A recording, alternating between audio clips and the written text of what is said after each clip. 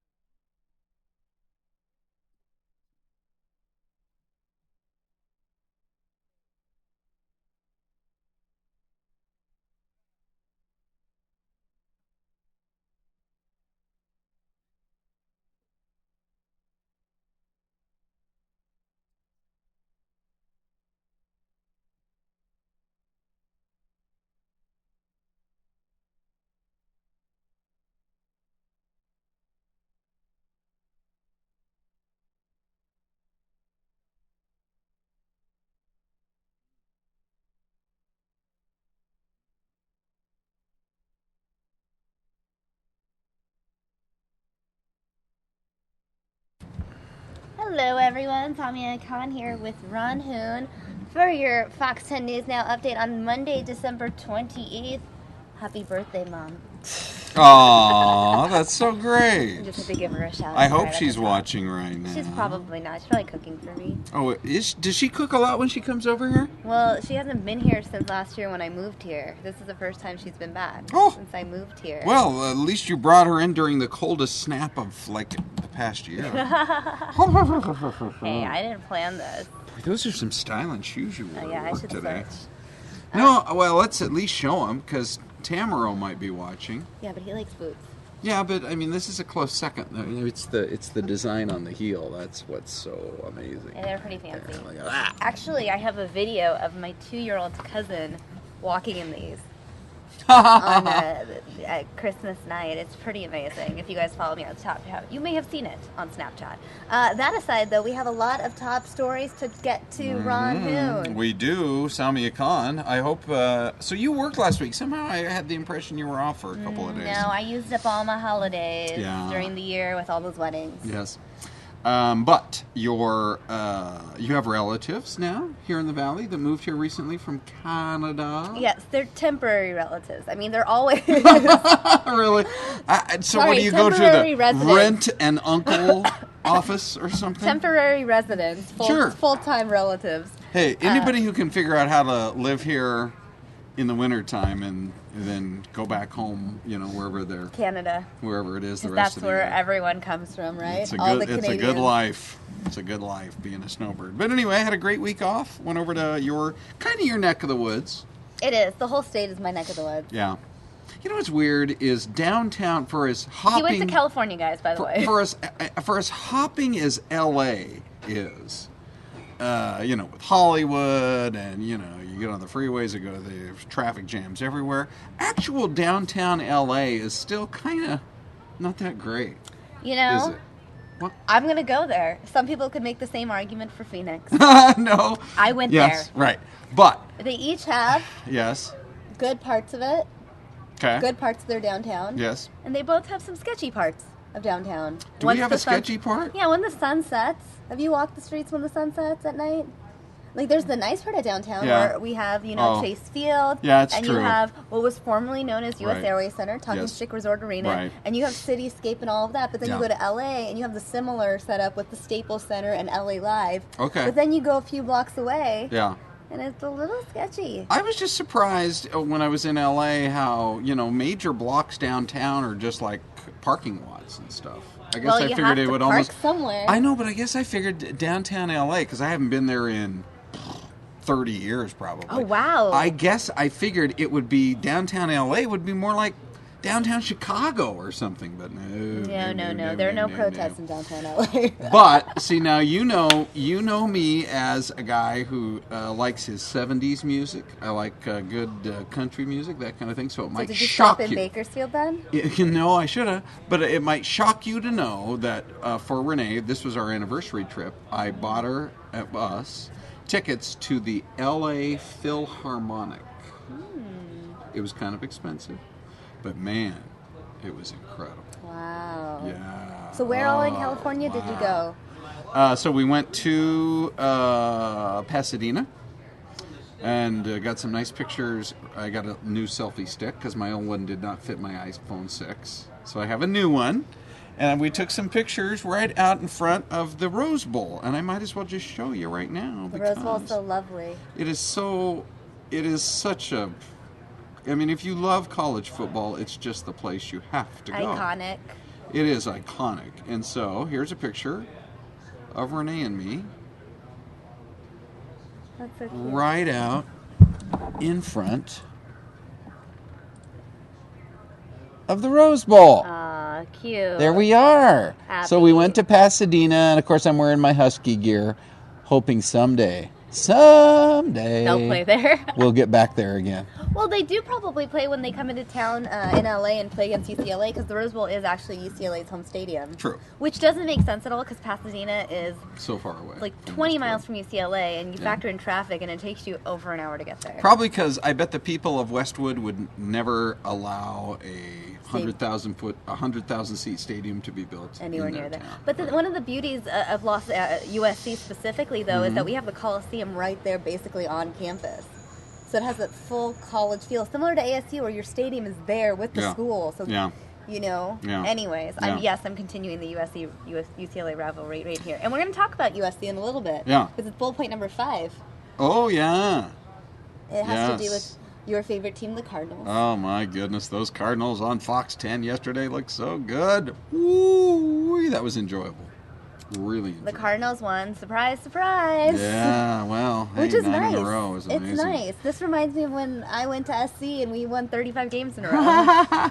Well, you know, Mike Paish, who's here, is he here later today? Nope, he is he's in off? Chicago all week. Is he?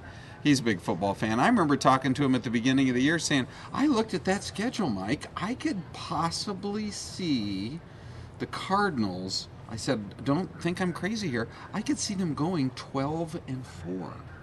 What are they rated? If they win this last game this weekend, they'll be 14-2. They're already It's incredible. They're already that's amazing. Yes. So it's this upcoming weekend is their last game. It's their home game. It's against the Seattle Seahawks, coached by former USC Trojan coach Pete Carroll. Right. See how I keep bringing in SC? Sure, might as well go for it. Why not? It's your show. But they did. They were just dominant. I mean, that was one of the biggest beatdowns of a really good team, the Green Bay Packers. They're no slouches, that the Packers have suffered in years and years. So what happened yesterday, which is why I have bullet point number 5. Okay, shall we go to number 5? Let's just talk about it. I can't show you the video clip, but we can reenact it or something. Yeah. So it looks like this is after one of the few sacks. I mean, we were sacking, Cardinals were sacking Aaron Rodgers. It felt like every 10 minutes there was another sack on the guy. That's when you tackle the quarterback. Yes. For those of you who don't know football. And I mean, sometimes you would only see his head and like a bunch of Cardinal players around, and then he would just disappear in this huge pile. I was feeling sorry for the guy. But anyway, a couple of times they hit our quarterback, and once it was Clay Matthews, as you point out, USC versus USC. And I presume maybe because of that, are they buddies or something? I don't know. Well, I mean, it was different eras because Carson Palmer left USC in 2003. That's a good point. And so I didn't even for example, when I went to school, Carson Palmer had already entered the NFL, whereas Clay Matthews played most of the years that I was there. Okay. So Clay Matthews, I think, left in 2007, 2008. Okay. So. Yeah, so Clay Matthews knocks him down, and he offers a hand to Carson Palmer, and Carson's going to take it. Yeah, he goes like this, so you're like this, and then what does Clay Matthews do? I know. But you know what? Carson Palmer walks away. He walked away. Not worried about it, because guess who won? That's right. Maybe it just made him a little bit more mad. It was an interesting game in that it was 10-0 for the Cardinals, almost at halftime, and they had that last minute that they put that last drive together, touchdown pass, and so all of a sudden they go up 17-0 at the half instead of 10-0. I think that just set the tone for that second half, and then first play of the second half, they whack, the running back for Green Bay. The guy fumbles. Before you know it, the Cardinals are back in. It's 24-0, and man, it was on at that. They kept showing these cutaway shots. I love Green Bay. I love the Packers. I went to But you really Packers love game. the Cardinals. I live and Cardinals die are with your- the Cards. I live and die with them. I actually went to a Green Bay game this year for the first time and took my dad. Oh, You know, and it yeah. was so cool. It's a great experience. If you're a great football fan, you should like put that on your bucket list once in your life to go to Green Bay and see a game where the Packers play. Was it cold? Actually, it was a nice sunny October Oh, so you went early Sunday enough. afternoon. Yes, Early enough. yeah. But they have played some unbelievably cold games. The thing about it is this: by winning yesterday, the Cardinals, and by the Carolina Panthers losing, it sets this weekend up for, if the Cardinals can beat the Seahawks, which I think they can. I mean, Seattle got beat by the Rams yesterday, St. Louis. If the Cardinals can win on Sunday, and if Carolina were to lose, Arizona gets home field advantage through the entire playoffs. Every game would come through here. We could go up live. until the we Super could go Bowl. to a playoff game. Yeah. That's so exciting. I you still go. haven't gone to a professional football game. I should go next weekend. Sure. I need to go. Yeah. Yeah. Oh. I want to be acknowledge the exciting. chat room, everyone getting really excited about the Cardinals. I noticed that Rachel was just excited because Blake Shelton apparently was in the crowd here Yeah. at the game. You can show that picture because he put it on Twitter. Oh, he did. Or was it on Insta? Either on Twitter or Insta. Maybe is, both. Is the picture of Blake and Gwen Stefani. Ooh. Is that it? Miranda Lambert follows Gwen Stefani on Twitter after she flaunts Blake Shelton love. Oh, What? This is even more scandalous. Oh, it must be on Gwen Stefani's page. But look at that picture of that is an awesome picture. I'm gonna show the viewers. This is so great, you guys. There he is. He's a big Cardinals fan. He is I a guess? huge Cardinal fan. And I'm trying to remember the story why, but for years now he's been, even though he doesn't live here, Yeah. he's a huge Cardinal fan. And so yesterday he got to ring the siren, the big red air raid siren. So that was fun. But then this picture that Gwen Stefani put up,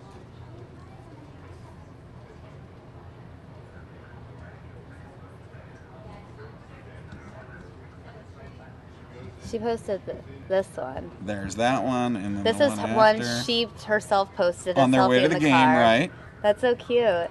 And then she has this one that she just retweeted the NFL. Wow, they're so in love. They really are. But it's the But are they honeymoon. more It's- in love with each other? Or are they more in love with the Cardinals? And it's just convenient to be with each other. I don't know. All I know is that they're still in the honeymoon phase. Blake and Miranda were once really in love too. And I know we're changing topics, Yes. but I'm a big country music fan, so That's I was right. a little heartbroken. When I heard know, about it their was divorce. very shocking. What was the behind-the-scenes story on that? Surely you've picked up an Us magazine. I thought at it was the just that newsstand. Gwen Stefani and Who Blake was Shelton more of the these the two- instigator? these I know two they were on worked that together show. They were on that TV show. on that TV show, Right. Which we will not name, but Right. I mean, it's kind of like that whole situation, Mr. and Mrs. Smith. You know, Yeah, right. Brad Pitt, Jennifer Aniston. I don't know, but then when the news first came out that they were divorcing, the news initially said that Miranda cheated on Blake. I don't know. Yes, I Everything's a remember all rumor. of It's that. so Right, dramatic. yeah. I don't know. Well, we will speak no ill of Blake because he's a big Cardinal fan. We will How about not. that? but anyway, I love them both. I wish you could find this one other picture somewhere. It's out there of Gwen Maybe on Instagram. and Blake. It looks like they're sitting right on the sidelines. I think they scored some pretty sweet seats at the game. Where did you see it? We had it on our air this morning. Yeah, I'm not sure where. Oh, maybe it is Instagram. No, No. he doesn't really Unless- post on Instagram. Oh well, guys, you guys get the idea. They were there. I saw that Rachel in the chat room also said, "Can you show Troy's ugly sweater?" Okay. Because Troy was also at the game. Yeah, let's Very show own Troy Troy's Hayden. on his. This would be on his either Twitter or Insta. It's pretty funny too. It's classic, actually. This could become a huge seller. Whoever made this sweater needs to sell a bunch more of them. Because one more. Drop down one more. Yeah, there you go. This is Troy and his daughter. That's cute. Look at that. Let's see his tweets. There are a lot of Packers fans here, but not as many as I expected. Go Cards. That's great. Hey, was he tweeting with Larry Fitzgerald? What was that? Larry Fitzgerald at Larry at Arizona. Wow. Troy Hayden retweeted. They were. He retweeted him. Troy Hayden was retweeted by Larry Fitzgerald, who has a lot like of 500,000 followers or something. No, 2 million. 2 million. Yeah. Good job, Troy. Big time. All because that sweater, that sweater gets. Well, that sweater, I'm telling you, whoever made that sweater needs to quickly knit a bunch more of them because they could be huge sellers on eBay. Especially knit that for I him? don't know. I'm just saying, if you could find that sweater right now. Of course, the ugly sweater is Christmas. Christmas is coming on, so I don't know if people are going to be buying as many of them. It is pretty awesome, though. Anyways, so that covers our football coverage of news now. It looks like we got to football before any of the other. But you know what? Even though there's a lot of serious headlines out there, I figure because it's the Arizona Cardinals, it's okay. It's okay to start with the sports talk. It's the internet. There are no rules. Well, also, it's our internet, and they're our team. They are. So. And they're the hot. You could absolutely make the argument today there is not a better team in football. The Panthers lost. There goes their winning streak. Maybe they have a 2-game losing streak. The Seahawks, who had been doing well, they lost. The New England Patriots lost. On probably the kookiest, most controversial decision by a coach of the entire year. It's going to overtime. In overtime, you want the football.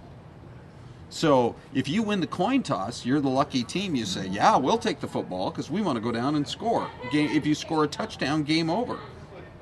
If you score a field goal, then the other team gets a shot at it. Well, their coach said, if we win the coin toss, let the other team have it. It was the craziest thing. That's weird. The Jets. And so they went right down the field and scored. Game over. Tom Brady in New England never even got to touch the ball. Wow.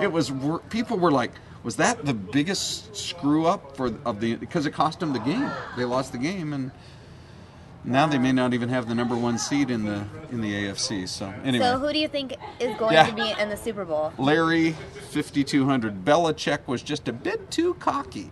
Apparently he tried that move one other time. Maybe it's just karma. Sorta, maybe. But anyway, who would I predict right now? The Cardinals. I do have to go with the Cardinals. I actually believe that even though it's more likely that they will have to play, assuming they win the first game, the first week they're off. They by winning yesterday, they guaranteed a bye in week number 1. In week number 2, then, they would probably play the Minnesota Vikings or possibly the Packers again, but it'll be here.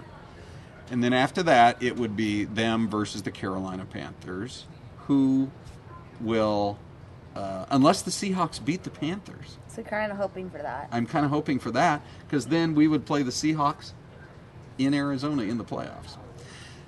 So I'm definitely going with the Cardinals. I know that totally sounds like a homer, but it just makes perfect sense. We're also just really good right now. They are so good on offense and defense. So there's that. But then the other half of it is, in the AFC, I think you still have to go with Tom Brady and the Patriots, because he's on a mission to prove all the critics not just wrong, but stupid. He's saying, how stupid was it over the last so many months Deflategate. that you guys were obsessing about whether the PSI in a football was 12.5 or 10.5. I really blame the internet. I blame the internet for every stupid story society obsesses over. I really, really do. I think you're right about that. No, I'm right. I was just getting coffee with Jeff and we were on a walk and we're talking about the Netflix TV show, The Unbreakable Kimmy Schmidt, the one that Tina Fey created. Oh. And there was this whole controversy over the fact that one character had these Native American roots and people found it offensive because she was so whitewashed and this and that. And I really think it wouldn't have been an issue if it weren't 2015 and Twitter didn't exist. Right. I swear people get pissed off over the dumbest things. Okay, there you are. Sometimes I hate the internet. And so it's the same. I think it really is the same thing with Deflategate. It really, again, going back 1 year, the Indianapolis Colts complained, and you could say karma's come back to get them now because they're probably not even going to make the playoffs, number one. And they haven't had a very good season. And number two, when they complained at halftime, they double-checked and made sure that the balls each were properly inflated, and that's when Tom Brady went off on them. So the whole thing was ridiculous right from the start. So anyway, I would say you still have to go with Brady. He's on a mission. I think they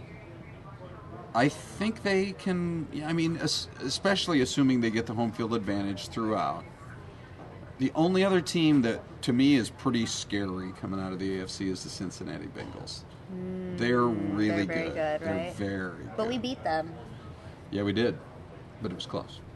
They have a defense their defense is almost as good as, I mean, if you're a quarterback. If you are any quarterback going into the playoffs now, you looked at that game yesterday and you said, I want nothing to do with the Arizona Cardinals. Right? I'm excited. For what's to come. Me too. And then the Super Bowl's in San Francisco, so it wouldn't be too far for Arizona Cardinals fans to travel from here. Plus, with Southwest, probably a ton of direct flights. There you are. But you're a if you're Southwest going to kind of fly girl. there, Yeah. fly into Oakland, as I've warned you guys, because San Francisco is just a whole mess of delays. Yeah. And sometimes rental cars are also cheaper at Oakland Airport. Yeah. Well, and then, the other thing about airports is we had a story today about how the Atlanta airport bragged that they had just had their 100 millionth passenger, the first time in the history of aviation that any airport has had 100 million people come through its gates.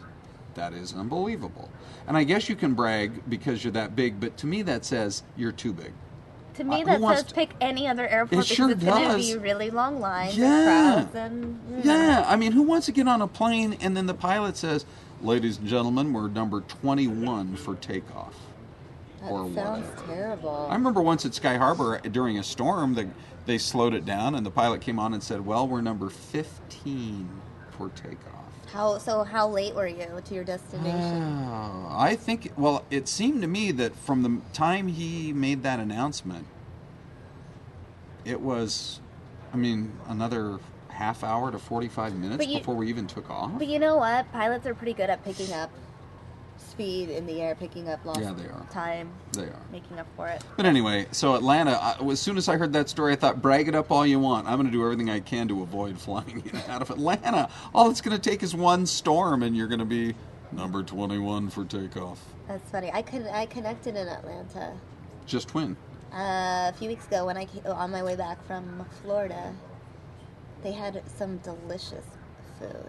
It was something specific to Atlanta, and I don't remember the name of it now. And so, was it? Did you have any delays? Were you on the plane for a long time before you took off? No. You just jetted right out of there, and I do mean jetted right out. Yeah, I made it out. Nice, SK. Made it out alive. Okay. So moving on from football. Yeah. We could do another sports story since it's right there. Let's just mention. We should. I'm going to play some video, though, with it. Oh, good. Yeah. So we're talking about the iconic name of the Harlem Globetrotters. And I think a lot of people don't realize, maybe they think the Harlem Globetrotters are out of...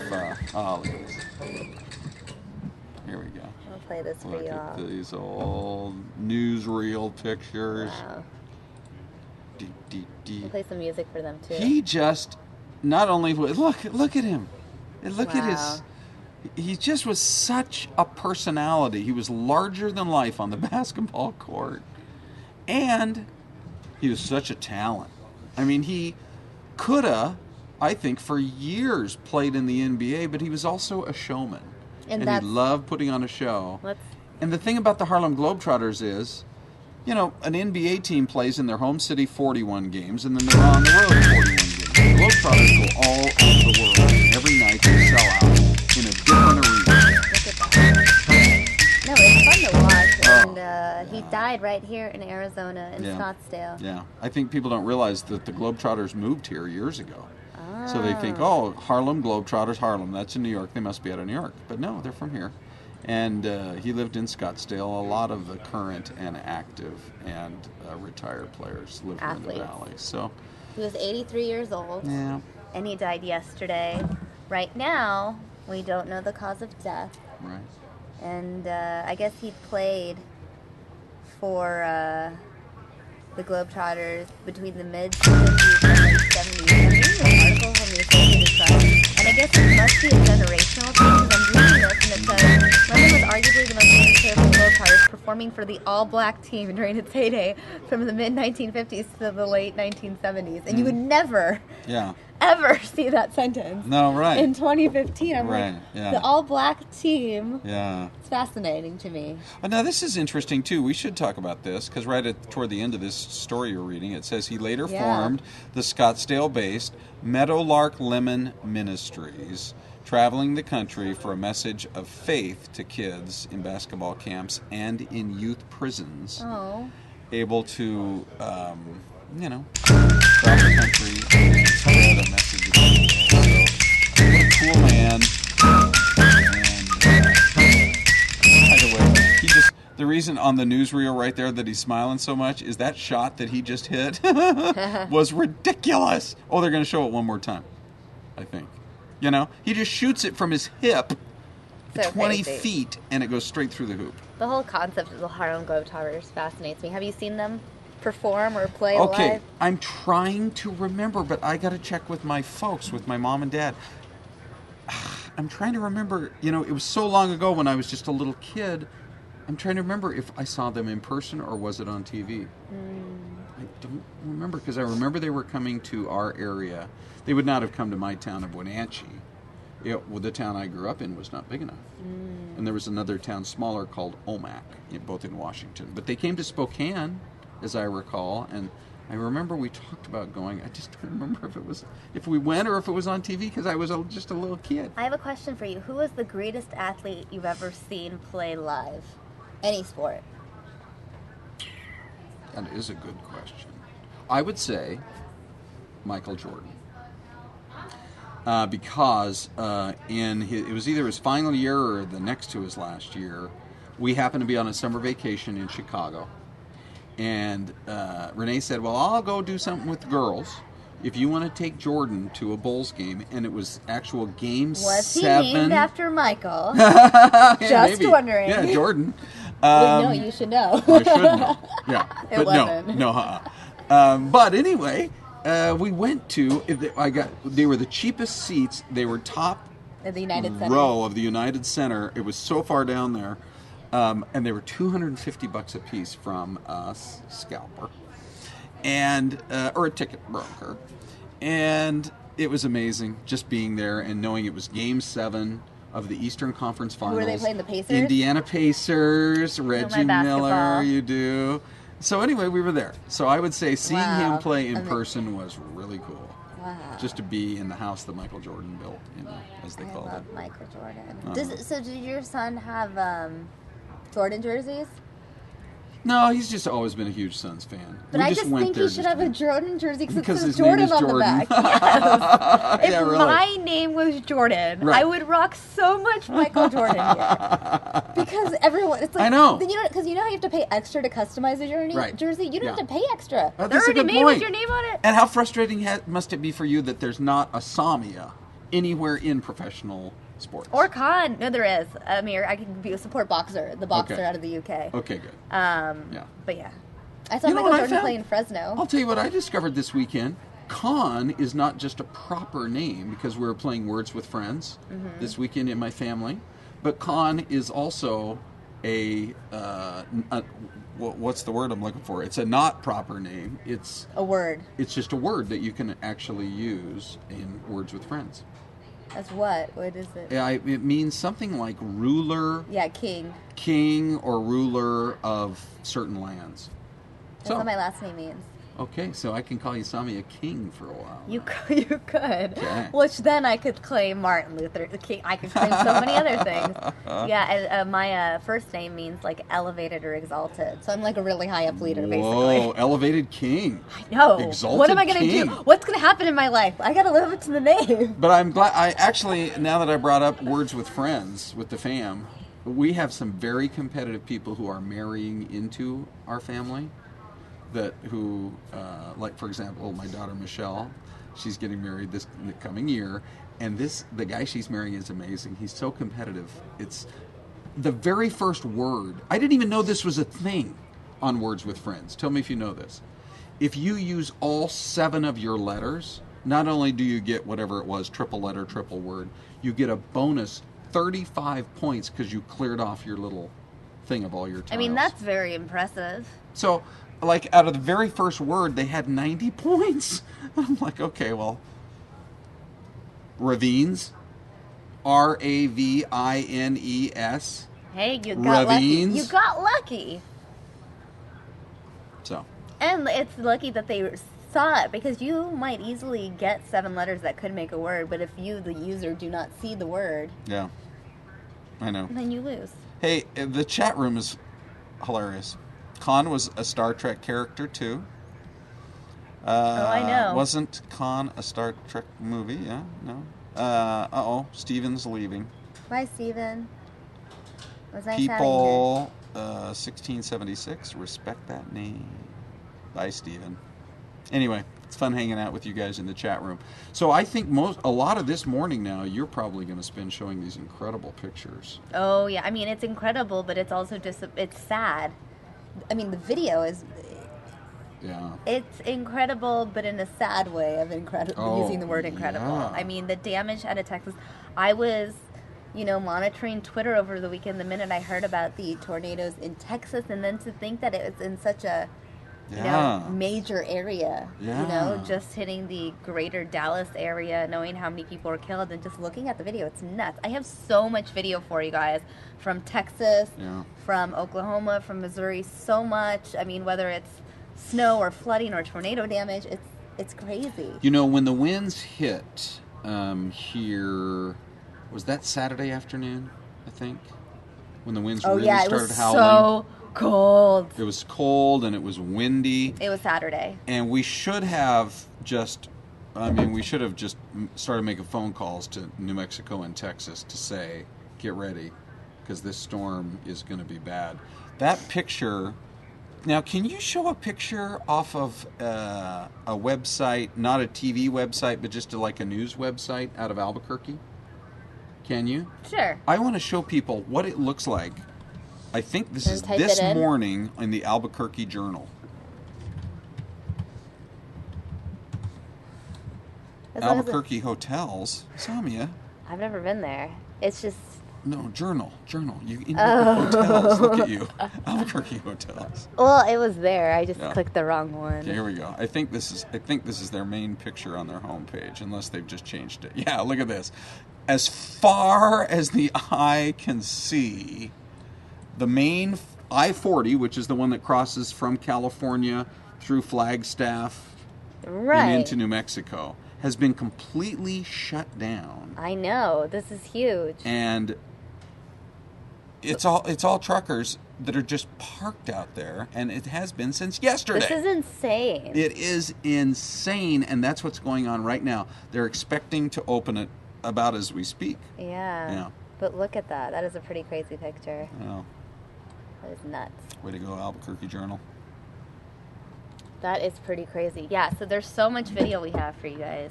It's going to be some interesting show and tell. Yeah, I think so. We've been covering extreme weather since last week. I will say one thing about us and our fellow stations. We do a really good job of covering the weather. We really do. These pictures are unbelievable. I guess I got to go. All right. It's good hanging out with you, though. It's good. It's been a while. I mean, we're gone. Say hi to your mom and say happy birthday. I will. Okay. Yeah. Happy birthday, Mom. There you go. And now it's time for our weather watch. Ale, I hope you're in the chat room because I know you love weather. And we are going to be showing you guys a lot of weather. Ronald, always a pleasure. Yeah, perhaps fun you can hanging join out us with again. you. See you tomorrow. It's very odd, though. We had an entire 35 minutes of Ron, zero mention of politics. That is weird. The first of its kind. Oh, and there's a great story. We can talk about it tomorrow. The Donald Trump warning to Teen Hillary. Did you hear about that? Well, we'll talk about it tomorrow. Talk about it tomorrow.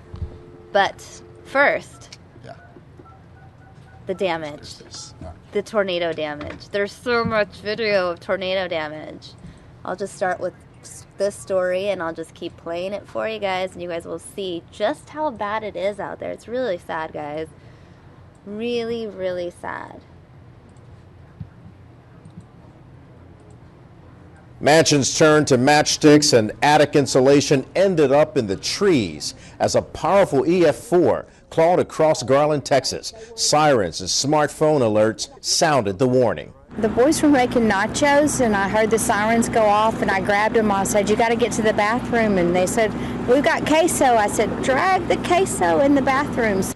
Ruth Crawley says her family made it into the safety of the bathroom just in time. We all got in the bathtub, and we were in our center bathroom in our house.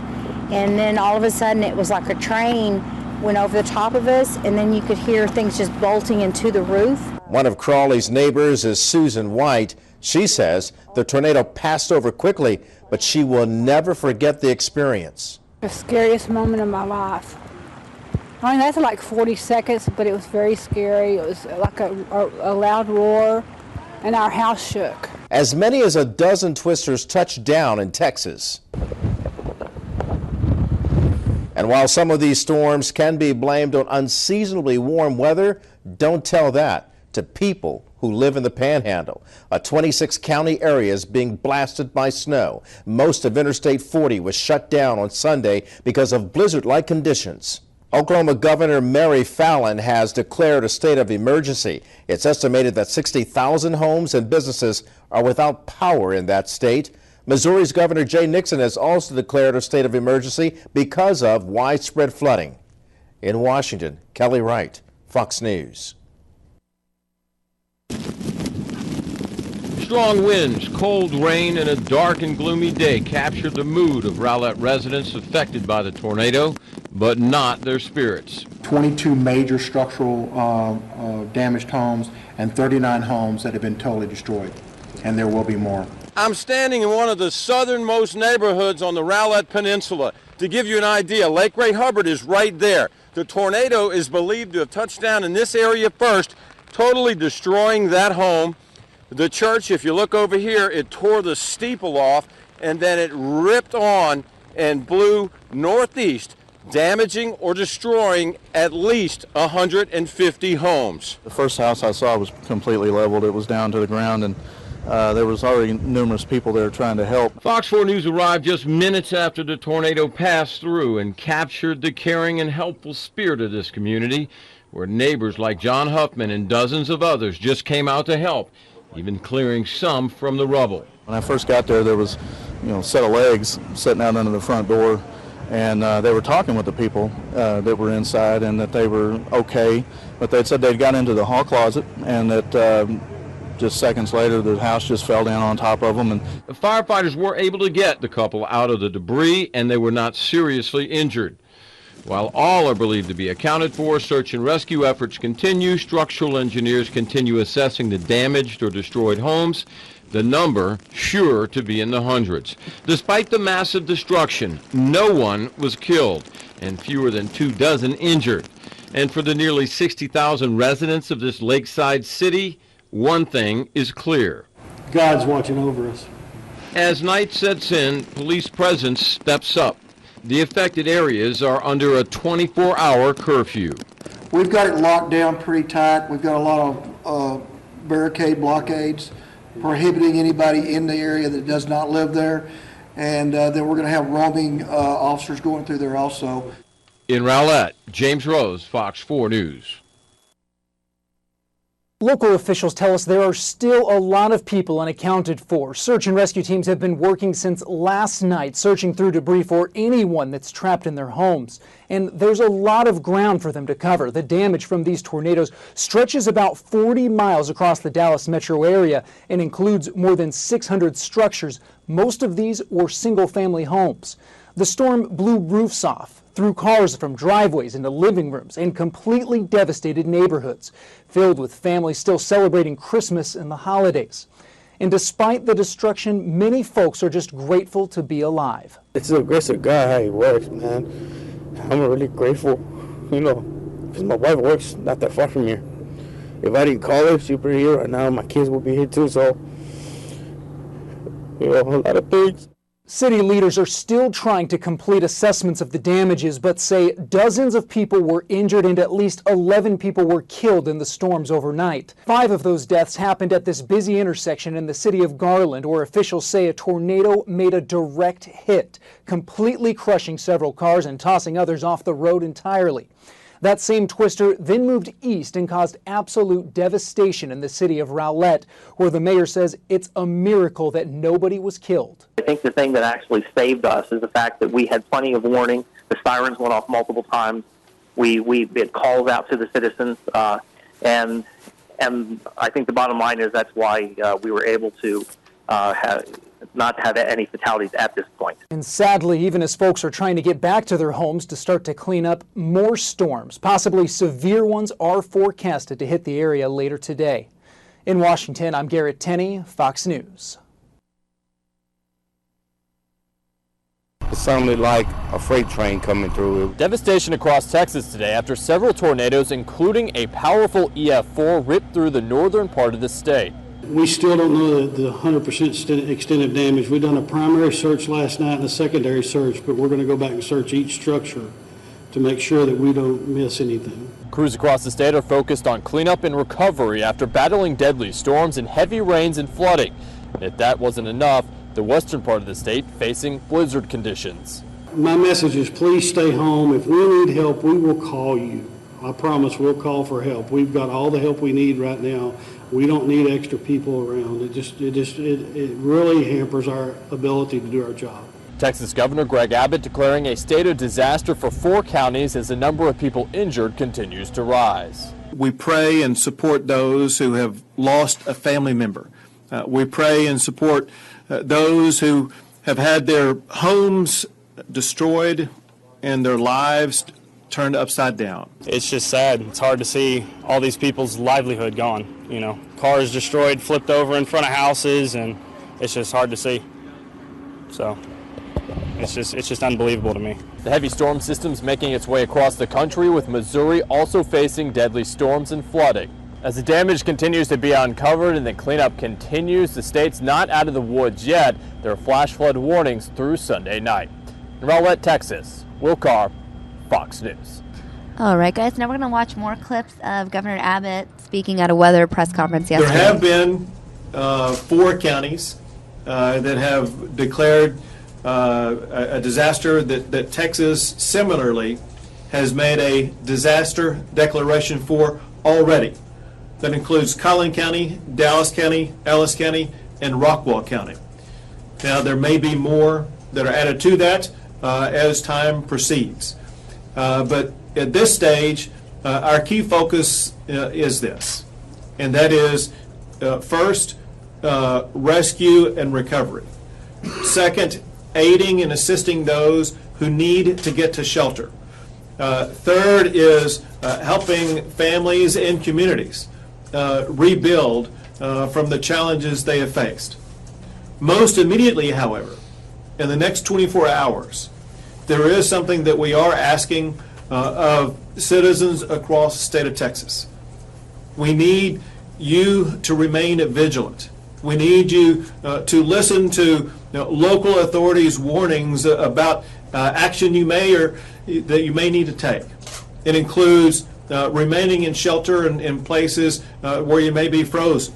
It ensures that you stay off of roads unless you have to travel on those roads, understanding this, and that is the roads across the state of Texas, especially north of I-10, remain in a perilous condition.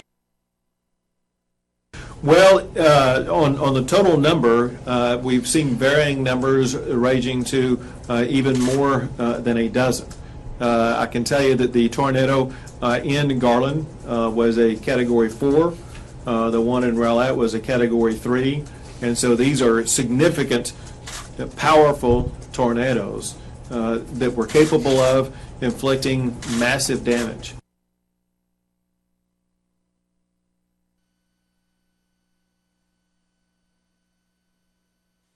She had her phone down on the cup holder, and I was just looking at her. You don't know the value of a moment. She asked me, "What's for dinner?" I'm like, I'm in a roadhouse. I don't know about you. Until it's a memory. She started screaming. The call disconnected. And I tried to call her back. And I couldn't. 6:45 Saturday night, Ruben Porras says he wanted to hear the voice of his wife, 27-year-old Petra Porras, but only got a busy signal. The moments as he hit redial were agonizing. And I just had a feeling. He tracked the location on his wife Petra's iPhone, which said she was by I-30 and President George Bush Turnpike in Garland. And when I got there, I looked inside the car and I grabbed her hand and I tried to talk to her, but she wasn't responding to me. It was the worst day ever. Petra's Yukon was thrown off the overpass. It just felt like something inside of me died, you know? Like a part of me died with her. All things a tornado. The 27-year-old leaves behind 4 young kids. You got to go to school. You got to work hard to get what you want in life. Don't be a slacker, she tell him. The oldest is 9-year-old Jasmine,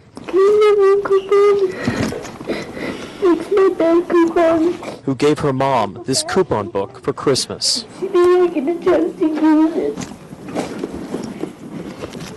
She was an amazing woman, you know.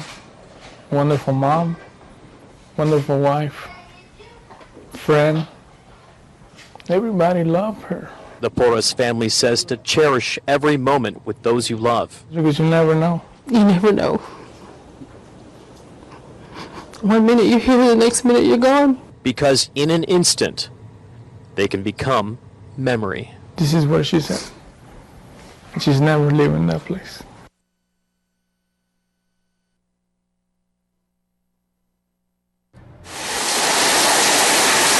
From hail to snow. First house I saw was completely leveled. To a deadly tornado, stories of survival and loss are emerging from the Lone Star State. She had her phone down on the cup holder, and I was just looking at her. Perhaps no story is more horrifying than what happened to Ruben Porras. He was on the phone with his wife Petra when the tornado hit. She started screaming. The call disconnected.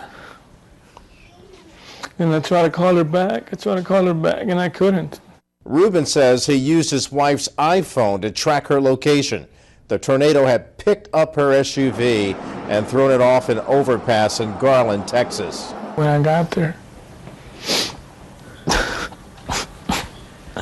I looked inside the car and I grabbed her hand and I tried to talk to her, but she wasn't responding to me.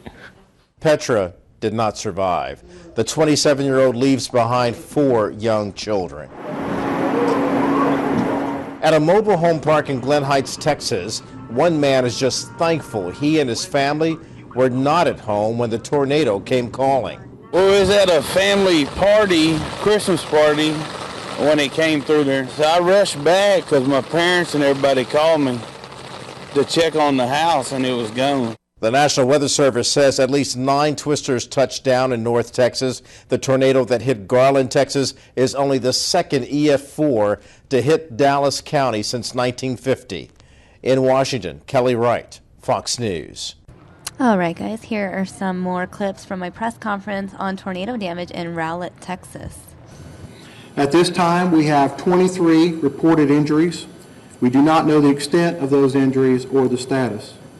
As of this morning, about 6,000 homes, primarily on the east side of Rowlett, were still without power. Encore has teams in Rowlett working on restoring that power. We still don't know the 100% extent of damage. We've done a primary search last night and a secondary search, but we're going to go back and search each structure to make sure that we don't miss anything. My message is please stay home. If we need help, we will call you. I promise we'll call for help. We've got all the help we need right now. We don't need extra people around. It really hampers our ability to do our job. And now, guys, we're going to look at some aerials of the tornado destruction out of Texas. Look at this. It is just so awful to see some of this destruction. You can see homes destroyed. Some homes not even standing anymore. Vehicles destroyed. Such an awful, awful thing to look at, but I'm sure everyone in that area just grateful to be alive. Those of them that lost homes. Absolute destruction, completely unexpected this time of the year. Really, really sad for those people affected out in Texas.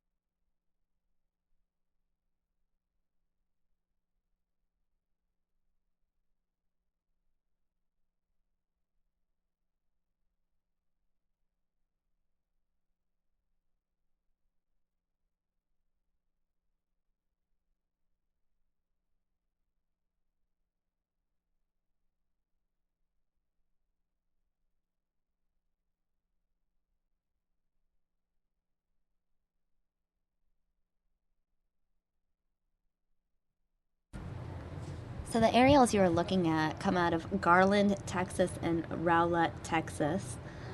Both areas hit hard by this weekend's devastating storm. We know at least 11 people killed and dozens of people injured in these strong tornadoes that swept through the Dallas area, causing substantial damage over the weekend. Again, this was the latest of a succession of powerful weather events across the country, from heavy snow in New Mexico, West Texas, and the Oklahoma Panhandle to flash flooding in parts of the Plains and the Midwest. Now we know these last few days of tumultuous weather have led to a total of 36 deaths overall. Those in Texas, plus 5 in Illinois, 1 in Missouri, and 19 in the Southeast. It is pretty sad to look at some of this damage. Vehicles mangled, power lines down, trees toppled, homes destroyed. Really a 40-mile stretch near Dallas really affected by the storms over the weekend. Now, according to the National Weather Service, the tornado involved winds with more than 200 winds of up to more than 200 miles per hour. Pretty crazy, all this hitting just before 7 p.m. on Saturday evening. And then, of course, there was rain in the area as well, rain and wind, which hampered any sort of cleanup effort Sunday afternoon. Dangerous weather not letting up on folks in the country's midsection. Driving in Oklahoma dangerous due to ice and down power lines. Residents there bracing for major flooding after some areas in the state received up to a foot of rain over the weekend. You got to be prepared for it.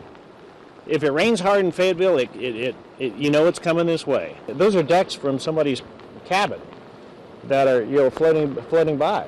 Meantime, blizzard conditions hit the Texas Panhandle, the wintry weather cutting off power and making roads impassable across a 26,000 square mile area. Snow also on the ground outside Dallas, where this car service employee is busy helping motorists, but advising people to just stay home. Cars off the roads, sliding, slipping, sliding everywhere. Icy conditions, roadways very, very, very, very, very treacherous. Many Texans still reeling from this weekend's string of severe weather. Deadly tornadoes striking the northern part of the state, among them a powerful EF4. The damage significant here in Rowlett, where the tornado ripped through the area. The state's governor asking residents to remain vigilant. We pray and support those who have lost a family member. We pray and support those who have had their homes destroyed and their lives turned upside down. Residents here aren't the only ones cleaning up. Authorities say that more than 70 structures were damaged in Birmingham, Alabama on Christmas Day from another tornado. In Rowlett, Texas, Will Carr, Fox News. And even though I've been showing you extensive tornado damage from over the weekend, it wasn't just tornadoes that struck Texas. This is actually snow out in Lubbock, Texas. You can see the roads completely covered. It's kind of amazing to see just the variety of weather and weather damage in one state alone. We know that 16 inches, more than 16 inches, dropped in the Albuquerque area of New Mexico. Cars completely stranded. Interstate 40 shut down yesterday and overnight. Apparently it just was scheduled to open this just in the last hour or so. But yeah, this is some snow video out of Lubbock, Texas.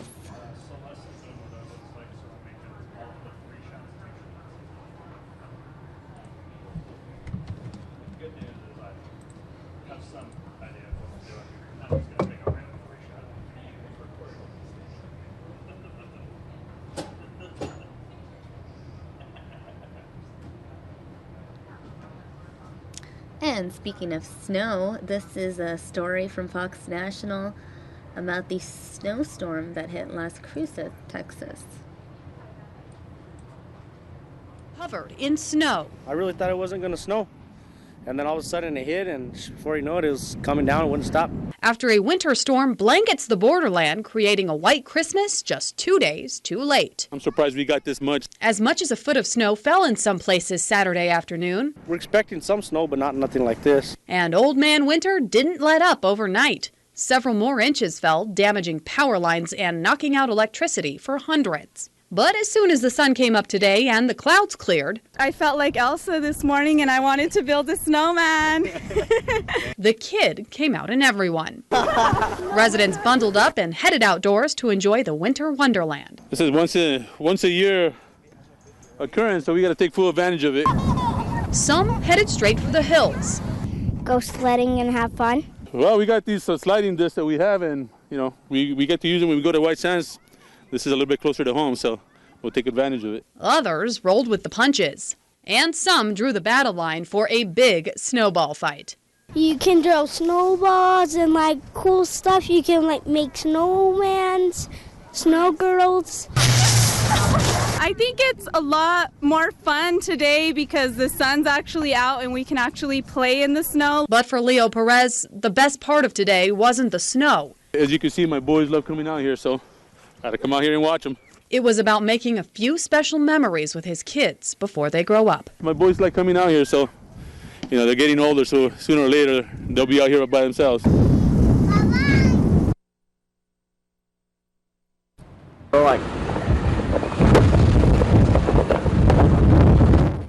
And this is video of the snowstorm that hit the panhandle of Texas.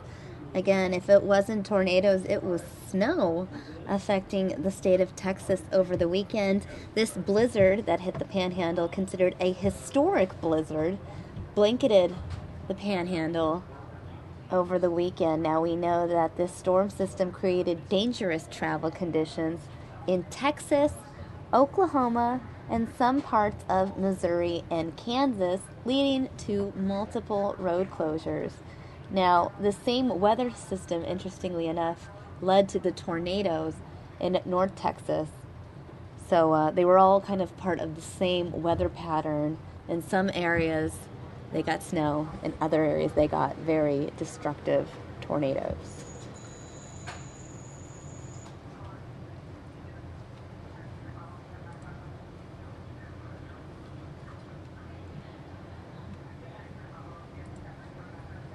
And speaking of video out of Texas, here is video of a powerful hailstorm. Look at that.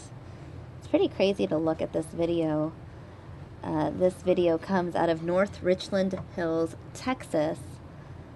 This is a video of hail. Some hail described as the size of golf balls plummeting the Dallas area. We know that the American Red Cross stepped in, providing shelters for those who lost their homes as a result of the tornadoes that also affected the same area of Dallas. It is pretty crazy, and we know that forecasters have blizzard warnings in effect until later this afternoon. Obviously, again, really unfortunate for those people living in Texas. Look at that video. Someone's showing their hand and the golf ball. The hand with a golf ball and a piece of hail. It's pretty crazy to see that. And here is more video of Texas snow. It's pretty crazy to look at.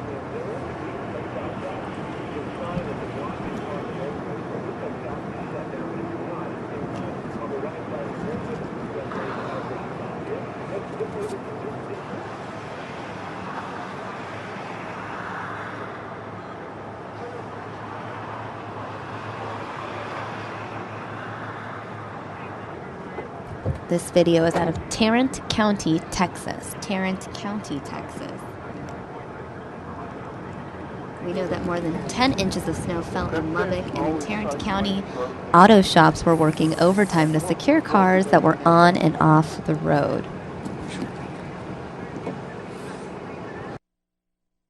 Started really early, probably around 10 last night, all the way out to Evelyn, all the way back here. Very busy. Cars off the road, sliding, slipping, sliding everywhere. Icy conditions, roadways, very, very, very, very, very treacherous. Slow down. Don't go out if you don't have to. Stay at home.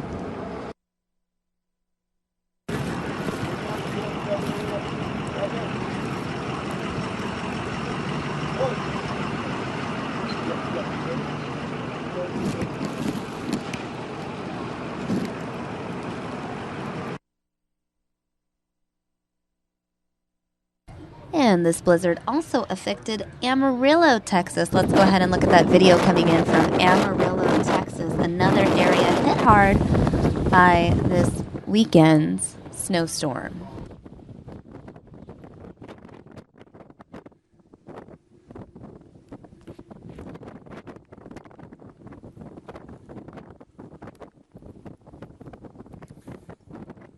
Just need 30 more seconds.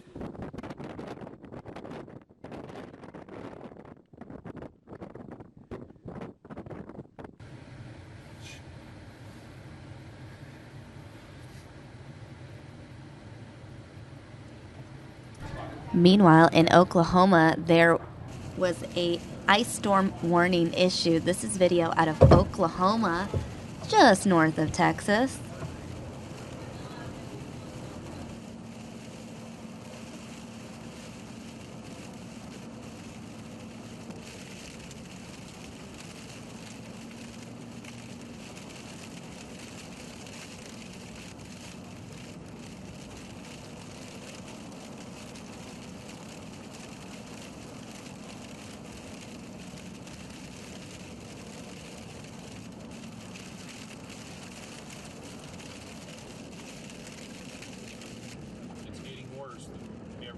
Again, an ice storm warning was in effect for central Oklahoma.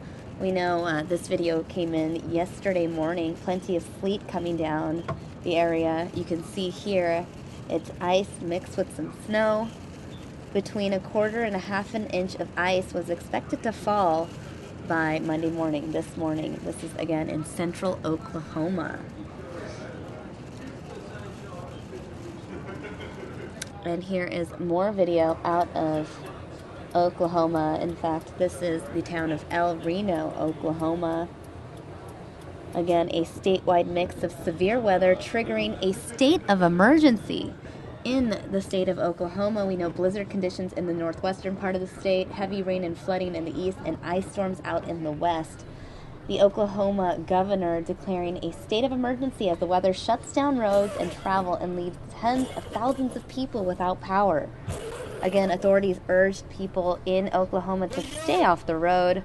As we showed you earlier, the roads turning into sheets of ice in western Oklahoma, and the U.S. Geological Survey recording 3 minor earthquakes in the area Sunday as well. Those quakes ranging from magnitude 2.5 to magnitude 3.4, hitting uninhabited swamp areas near Medford, Perry, and Arcadia, Oklahoma. Wow, this weather is just crazy. Mother Nature.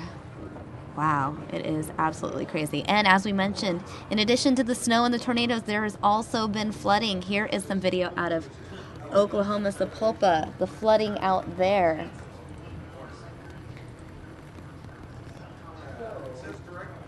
Wow, look at these images that are coming in. Sapulpa, Oklahoma. Apparently 2 people had to be rescued by emergency crews out there after the tent they were staying in was swept away by floodwaters. Now, police noticed that the couple was clinging to a tree line while they were checking water levels on a street near the creek. Officials were able to get a boat into the water and rescue the pair.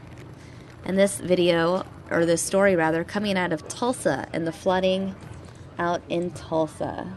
Trying to capture video of the worst flooding, this is as far as we could get. 191st and Memorial, where the road is impassable due to high waters. One driver we spoke to says he knows of at least one person who got stuck in high water further down the road. We have a friend, Christian, out here, and he's drove off into the ditch, and his car stuck in the ditch, and it's flooded. Other neighbors tell us 191st and Mingo was even worse. Get up there at 191st, that's where it gets real deep. It could be 6-8 feet. This area off 191st is just one of several flooded areas across the Tulsa Metro. Broken Arrow also had several street closings this morning, such as here on 101st Street near Garnett, where water is still lining the roadway. Broken Arrow city officials tell me main roads like this one are back open now, but they are continuing to monitor the conditions. ODOT crews are also working on some flooded spots, such as State Highway 11 between 76th and 86th. But this area off 191st near Mingo is the worst we've seen, and some drivers speculate it may be getting even worse. We've seen it quite a few places where it's blocking off, and it's starting to flood roads in other places that aren't blocked off. Now we have some weather video out of Missouri as well. This is video of flooding in Springfield, Missouri.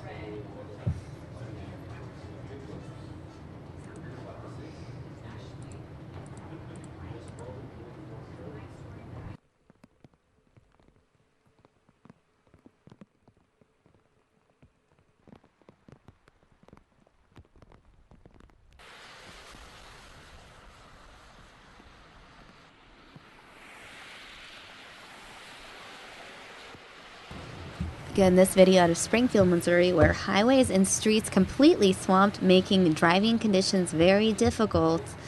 We know that, unfortunately, flooding in Missouri, specifically Pulaski County, very severe, claiming the lives of 6 people. Officials say in 2 separate incidents, drivers drove onto flooded roadways and were unfortunately swept up by floodwaters. Really just unfortunate news all around in the Midwest, in the South. It's just really sad to see some of this video. But here is a somewhat positive story about a father and son who was saved from the flooding out in Missouri. A father and son rescued in Missouri after their car was overcome with floodwaters. Now, firefighters say they were called to the scene in Wildwood, Missouri, just after 9 p.m. on Saturday night. Officials say the father was able to save his son from the waters and then climbed a tree until help arrived. The man waited in the tree for just over 2 hours until he was rescued. As we mentioned earlier, heavy rain expected in this area throughout the weekend and throughout today, Monday, which would in turn cause more flooding. Again, 6 people killed in Missouri, specifically Pulaski County, just from the flooding. And here is video of flooding in Brentwood, Missouri.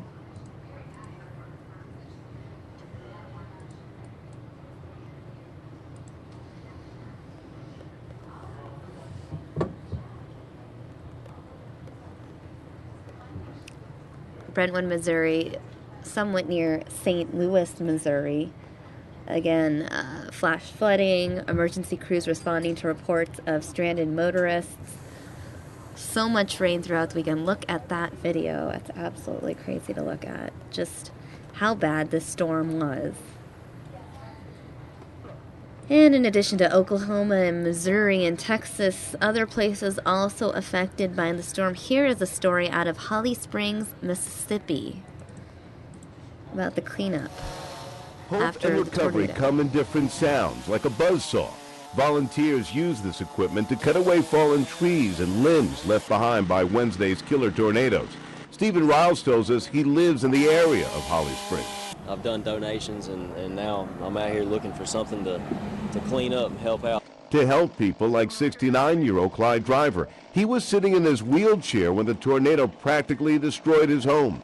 But in a few seconds, it was all over. You didn't have time to count to 30 before it was all over. I looked outside, everything was gone. As Driver finds the pieces of his life, destruction from these powerful storms just can't be swept away.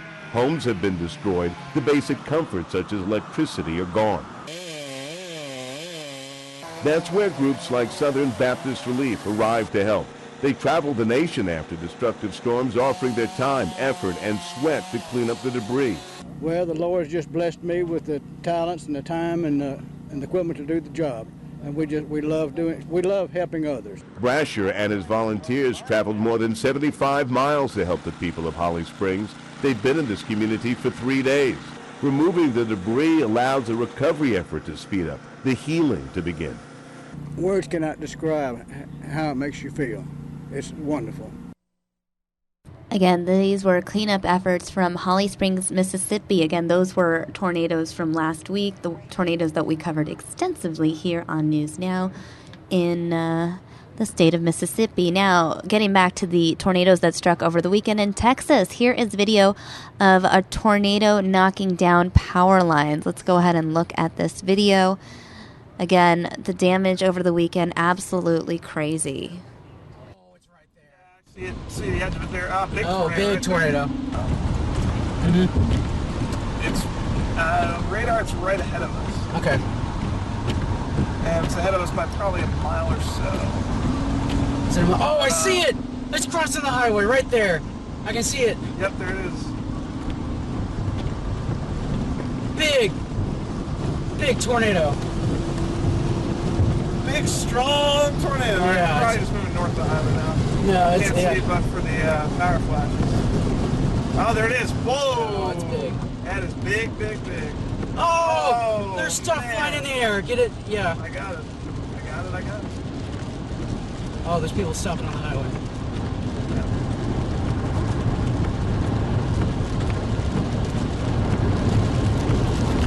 Can't see the whole circuit. Yeah. So maybe slow down a second. Yep. It's probably north of the highway. I can still see it. It's still there. Yeah, it's right there. Right? You can see it. Yeah, that's it. That's a monster. It's big. Oh, it's very big. Oh, it's massive. Wow. Oh my gosh, it's big. It's hitting stuff. Look at all that. Dude, Get it. The power flashes are back here. Mm-hmm. Oh, it's a big tornado. Big, strong tornado. There it goes. Are you getting it? Yep. Oh, the sound of it. There it is.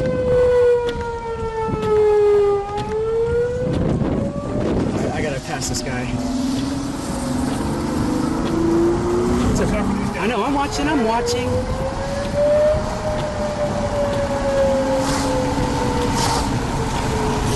Big tornado. I'm gonna close your window.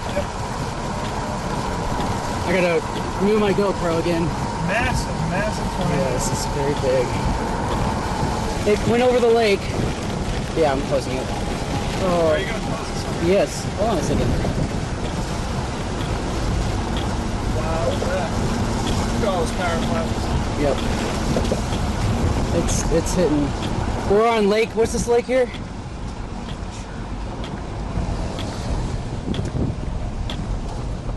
Lord.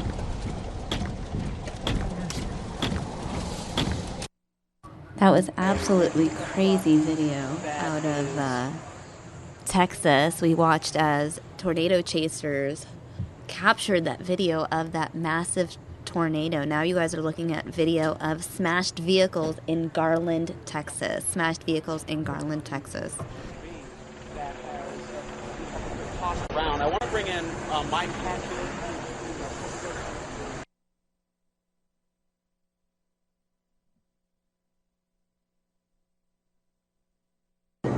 We have a lot of people that are injured as well that have been transported, and right now, as you can see, we're dealing with darkness, so we're trying to just utilize some search patterns to see if we've got any other victims that we just haven't been able to locate.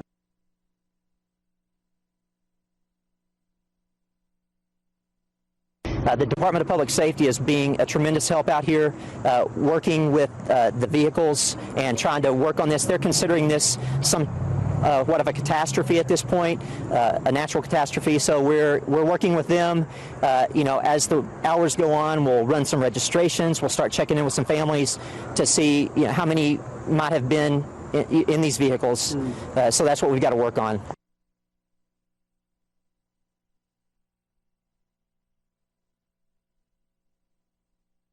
Well, some people, as we arrived, did survive out of some vehicles that you see behind me. I can't tell you that exact number, but I do know that we had some that survived. Can't tell you the exact number.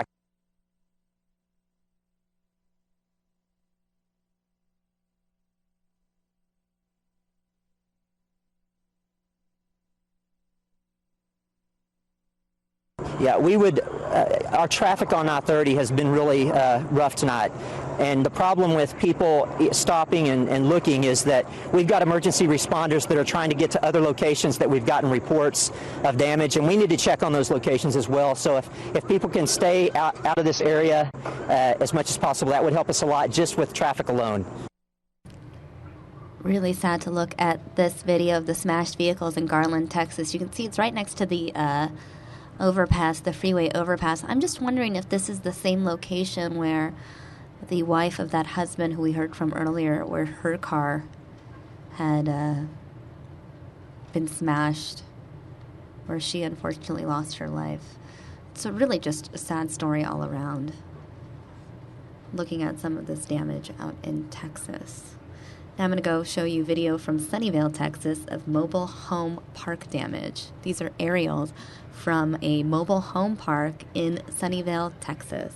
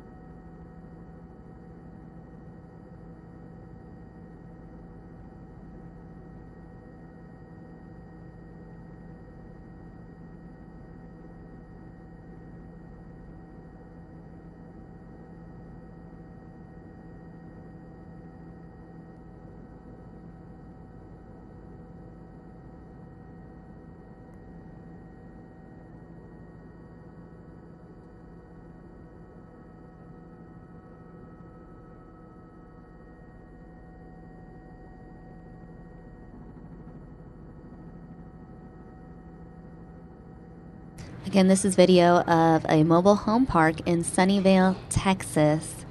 This is the damage from the tornadoes over the weekend. Now, this is some video of the destruction in Garland, Texas.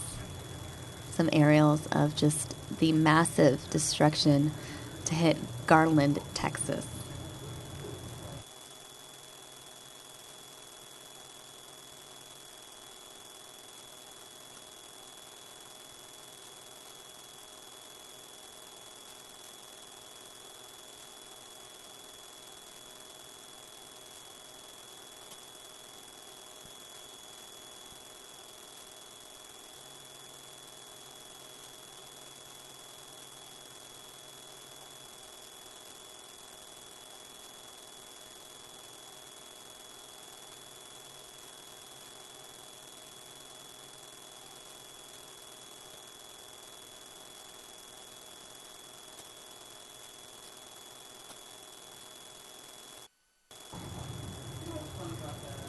And now you're looking at aerials of some home damage out of Texas. Again, just absolute devastation in Dallas, or rather the area around Dallas, Texas. Specifically, Garland hit really hard, as well as some other suburbs of Dallas.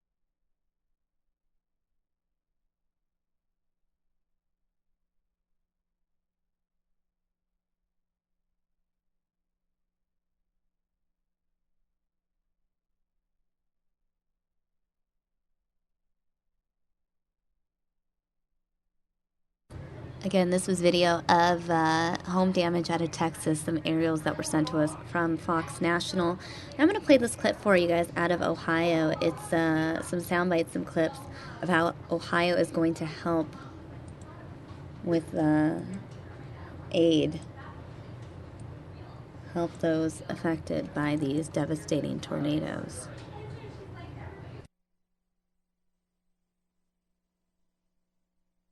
And so we prepared and packed up pretty much before Christmas, had our vehicles ready. And then the extent of the devastation that we just saw in the Dallas general area, we had to load up a little bit more than we were going to take down.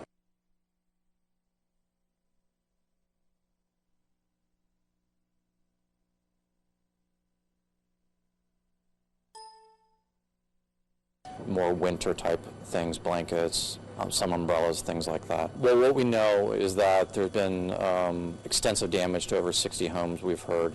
It's hit several neighborhoods, so we do expect that to rise.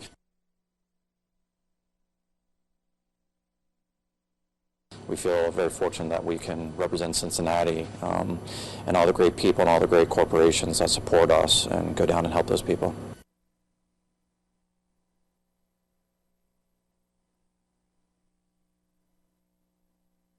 We'll go in there, we try to comfort them. You know, we're giving them supplies that will help them, but really what we're doing is we're bringing them hope and some normalcy, and that really is the biggest thing that we're taking down there.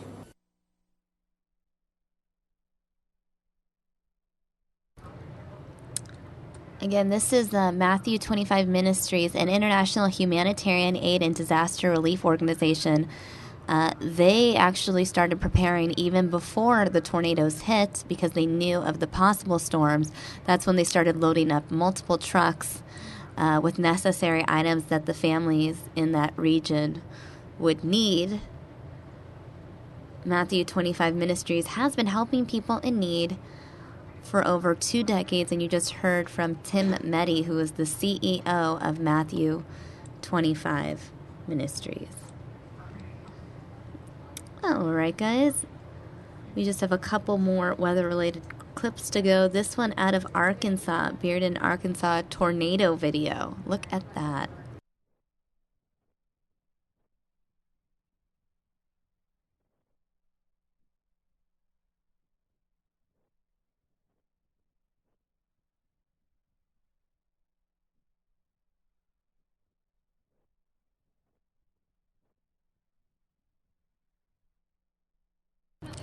And next, we're going to go ahead and move on to Birmingham, Alabama, and the storm damage out there. Look at that.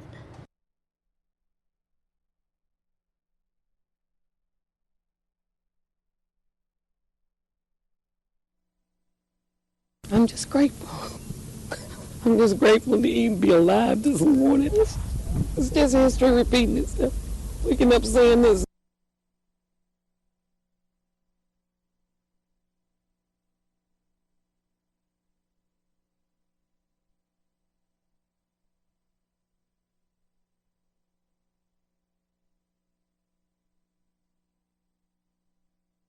This is unforeseen. No expectations. We thought that this would happen in this area, and especially on Christmas.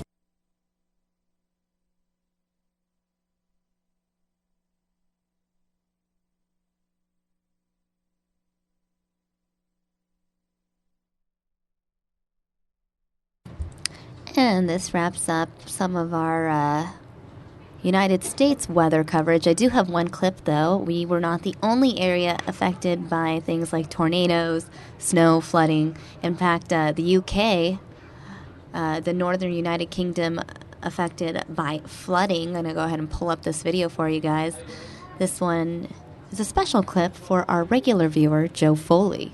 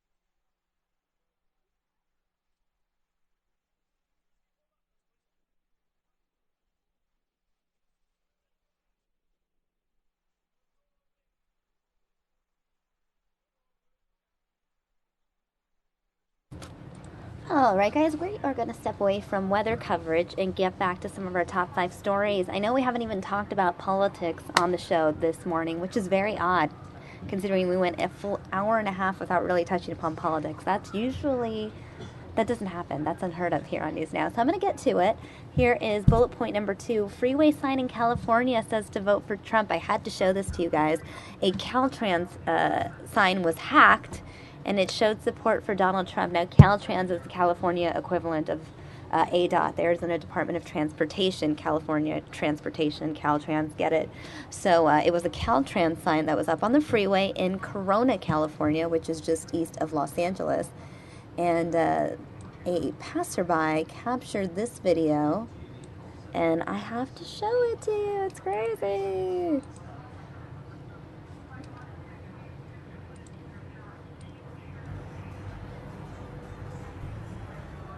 It says, Merry Xmas, vote Donald Trump. Inland Empire supports Donald Trump. So again, I'm going to show you that once more. This video trending on Facebook. It was one of the top trends on Facebook this morning. I saw it and I was like, our viewers have got to see this. This was on the 15 freeway. Again, the 15 freeway in Corona. near the El Cerrito Road exit. It is pretty crazy. So I thought I'd show you that. Now, moving on to more political coverage. This one right here kind of combines politics and entertainment. The actor David Spade said President Obama is, quote, thirsty for attention. In fact, I believe it was posted on good old TMZ. David Spade saying Obama's the thirstiest president ever. I think in reference to the fact that President Obama has made appearances on reality TV shows. Specifically, I think his episode with Bear Grylls is what I'm thinking David Spade was talking about. So let's go ahead and pull up this TMZ clip for you guys, because we're partners with them. I figure it's fair. David Spade thinks President Obama and Michelle have gone over the deep end and are becoming downright embarrassing to the office. David was leaving Craig's when he groused about the president appearing on a reality TV show, GQ, and Michelle becoming a staple on Ellen. It's true. Obama was also on GQ.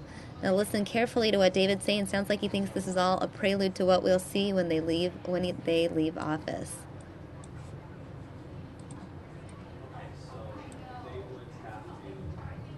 When I hear budget, I think of complicated. I think sadness, scary. I think I'm over budget. I need to do a little bit better. I think of limits. Constrained. Budget is boring. I don't know why we don't actually hear what we're supposed to hear. Oh, we heard an ad. Here we go. I read that you criticized Obama for going on the Bear Grylls Running Wild I criticized Obama because I thought, you know, a president should have a little more dignity than.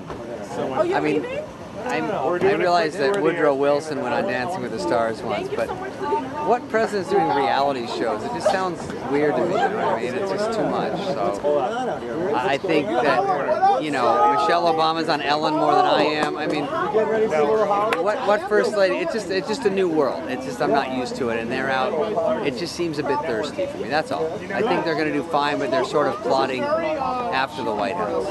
Oh, okay. Like he's on GQ. I'm like, leave that to Bradley Cooper. You don't need to go. The president, you're above all of us. You're above stars. You're above everything. Right? When he's trying to get in the mix, like I want to present at the MTV Awards. Like, all right, guy, you relax. You got it.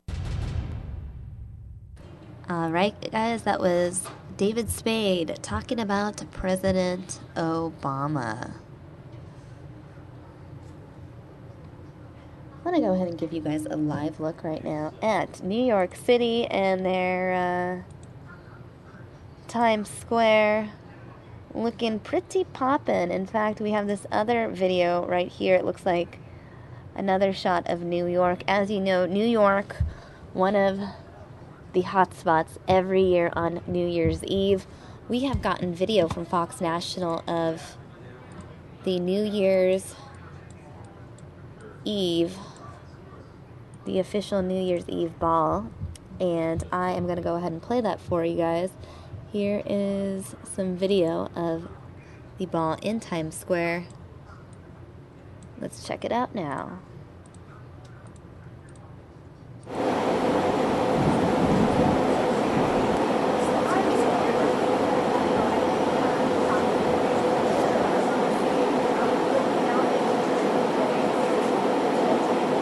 Okay, thank you. Make sure you're saying something. You guys got to go over this again before when he was not young. So what's the fancy? Sorry, buddy. Sorry, my friend. Sorry. Okay, how's that?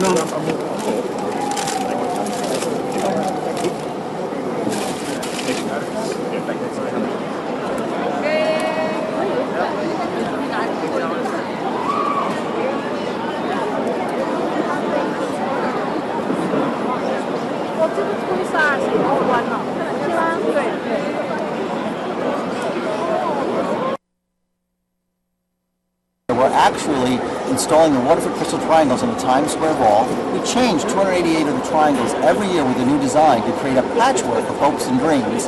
This year is the gift of wonder, so it's going to be a wonderful year for us. After the year we've been through, to have 1 million people here in Times Square joined by over 180 million Americans as we sing Imagine, the world coming together as one, it's a great message to start 2016.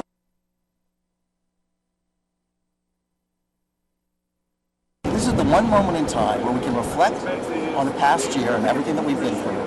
We can look forward with hope for the future, and we've done a poll that people have hope for the future, even after the year we've had, and we celebrate today. And that's what New Year's Eve is, celebrating today with our friends, our family, our loved ones, but with the entire world. I can't think of any other moment like it. We have over 180 million Americans counting down in unison the final seconds of the new year, because it doesn't matter where you're watching, we're all counting down those final 10 seconds together. We really are part of this huge world more than ourselves, and we're all having the same hopes and dreams.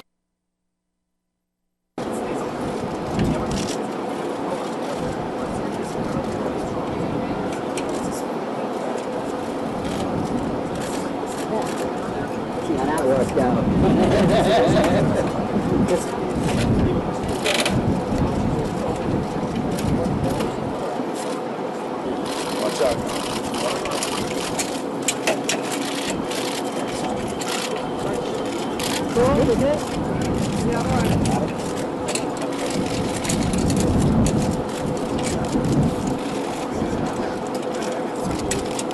Hey, other people want the shot. Why don't you move over to the side like everyone else? We got you one.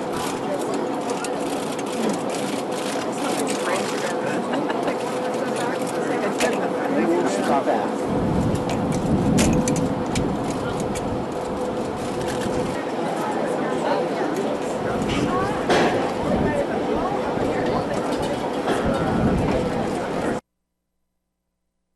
Really, when you think about New Year's, it's a time to think about and reflect upon the past year and so forth, but the gift of wonder actually lets us think about the future and all the great things to come. And I like to think, all the inventions and medicines and so forth that we have today, none of those would be possible without the gift of wonder. So we're excited about that. This is the new 12-foot ball that we replaced in 2008 for 12,000 pounds, 2,688 panels, so twice the size as the original ball. The ball is actually here all year round, so if you're visiting New York and Times Square, you can look up One Times Square and see the ball all year long. It's designed actually for all weather, so it's a fantastic display for all year long, and it's lit all year long.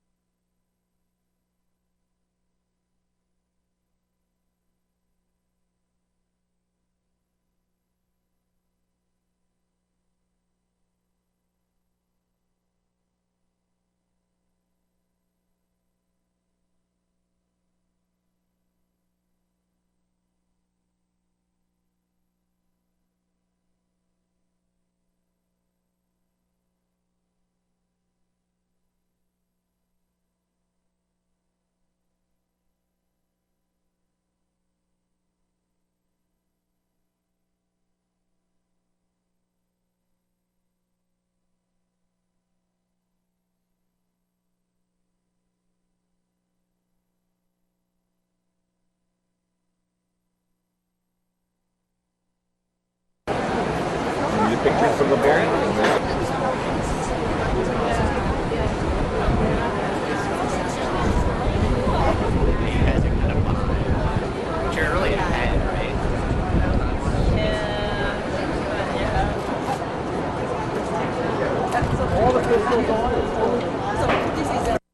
This ball itself represents that light of hope. You know, the world's been crazy this year. A lot of divisiveness, a lot of violence, and yet we had a poll yesterday that showed that 3-1 people think that 2016 is going to be better than 2015. Oh, All right, guys, and since we are still on the topic of New York, you guys are looking at the New Year's Eve ball in New York. I figured I would share this next story with you. This one comes from Fox National in New York, a story about post-Christmas shopping. Now, just because the pre-Christmas sales are over doesn't mean it's time to put away your wallet. Retailers that didn't get rid of all their inventory are now slashing prices, and that could mean a good deal for you. But today it was relatively quiet here at Colony Center. Did you want to come to the mall? Yeah. 6-year-old Haley is happy to be one of the post-Christmas shoppers, along with her mom, Katie Goodrow. We're back to the mall to make a couple exchanges, couple things that didn't fit, and get some more items. But Pat Madej, who's been patiently waiting for his wife and daughters, would rather be anywhere else. No returns, they just like to shop. They just do that all the time. The weekend after Christmas is one of the busiest for foot traffic at malls, with people looking to burn Christmas cash and gift cards and returning those gifts that miss the mark. Frozen Legos? Another draw, deep discounts. Most major retailers offering 40 to 60% off nearly everything to clear out inventory. Everything was on sale, basically. A lot of the clothes, we were in the clothing section, 40% off, 50% off. So it may be the best time to buy almost anything you're looking for. Probably some clothes, maybe some electronics. My son-in-law is looking for a new pair of shoes. To find my sanity with my 2 daughters and wife. Well, maybe not that last one, but as the kids play, Katie's husband might just be picking out something special. I think he went up to look at jewelry. My birthday's in a couple days. Now, experts say in terms of quality, the after-Christmas sales might actually be better than Black Friday sales, but not in terms of quantity. You might not be able to find exactly what you're looking for because it's all sold out. In Colony, I'm Mary Wilson, News 10 ABC. All right, guys, so that was another New York-related story. I thought I'd share that with you since Fox National did send that to us. These are our top 5 stories. We spent an hour watching extensive tornado damage video out of Texas. We also looked at video from Oklahoma, from Alabama, a lot of areas affected by the storms over the weekend. Number 2, we just showed you that freeway sign that was hacked in California. It was a Caltrans sign in the Corona area of California. It was hacked to say that the Inland Empire supports Donald Trump and vote Donald Trump, encouraging drivers to support that GOP presidential candidate. Number 3, we just talked about this, but I will recap it for you in case you missed it. Actor David Spade said President Obama is, quote, thirsty for attention. He feels that the president is not too presidential, acting a bit more like a celebrity, doing things like appearing on the Bear Grylls reality show, plus the cover of GQ, Michelle Obama being a regular on Ellen, things like that. David Spade is not too happy about. Moving on, Harlem Globetrotters legend dies. Now this is actually video, or this was a story that was listed in the title of this video. Here is that video now of Meadowlark Lemon, who died yesterday right here in Arizona. In fact, he died in Scottsdale, Arizona. He is a former Harlem Globetrotters star, died yesterday at the age of 83. And the Globetrotters spokesman did not know the cause of death, but he did confirm that Meadowlark Lemon died yesterday. Meadowlark Lemon was known as the clown prince of the barnstorming basketball team. He used a blend of hook shots and humor to bring joy to millions of fans around the world. He was arguably the most famous player for the Globetrotters, performing for the all-black team during its heyday from the mid-1950s to the late 1970s. Now, Lemon is known as much for his confetti-in-the-water bucket routine as his hook shot and no-look passes. He was inducted into both the Basketball and Clown Hall of Fame. A little bit later on in his life, Lemon formed the Scottsdale-based Meadowlark Lemon Ministries, where he traveled around the country to provide a message of faith to children in basketball camps and in youth prisons. And last but not least, this bullet point right here has to do with yesterday's Arizona Cardinals game. It is Clay Matthews versus Carson Palmer. Now, both of them are USC Trojans, but just because they share the same alma mater does not necessarily mean they are friends. Now, there was a moment where Carson Palmer was on the ground and Clay Matthews reaches out to help him up, and then as soon as Carson Palmer reaches back to grab his hand, Clay Matthews pulls his hand away. Not very nice, Mr. Green Bay Packer, but you know what? I'm okay with it. You know why? Because the Cardinals beat them, and the Cardinals are continuing their winning streak. One more game to go in the regular season. That is next weekend against the Seahawks right here in Arizona. So stay tuned for that. And those are our top 5 stories. So since I've recapped those, I'm going to go ahead and play some stories for you. This is a really important story I want to get to. It's not in the top 5, but it is in the title of this live stream. 2 people killed in a officer-involved shooting in Chicago over the weekend. Obviously, you know, tensions are high in Chicago over police shootings, and this one may elicit more protests. In fact, this one was interesting because the second person was shot by accident and killed.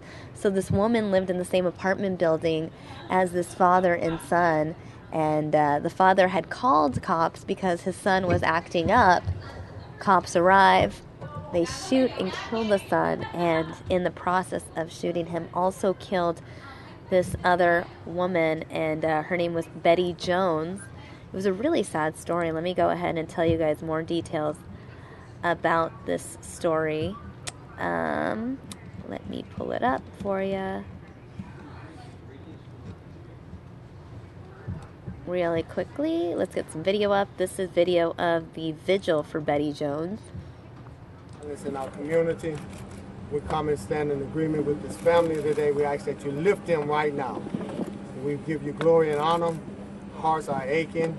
We know that you got power right now. You got an all-seeing eye. We ask that you touch our community right now.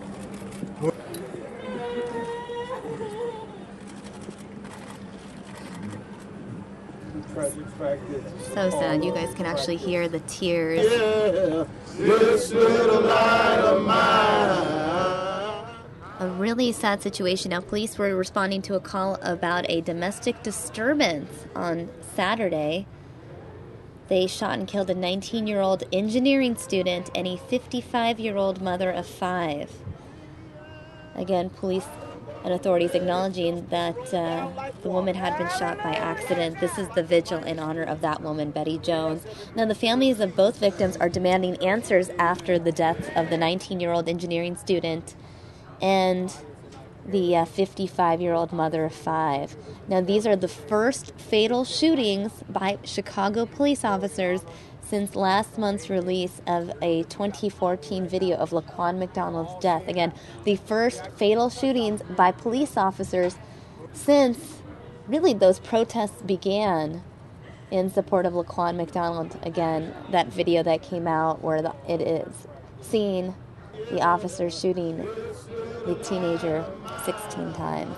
Now, this was the West Garfield Park area of Chicago.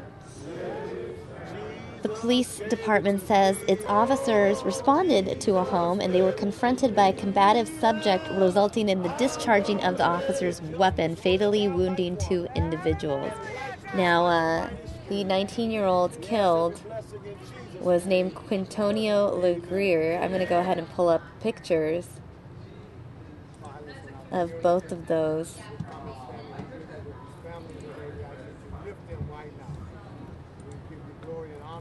Give me a second. I'll go ahead and pull this up.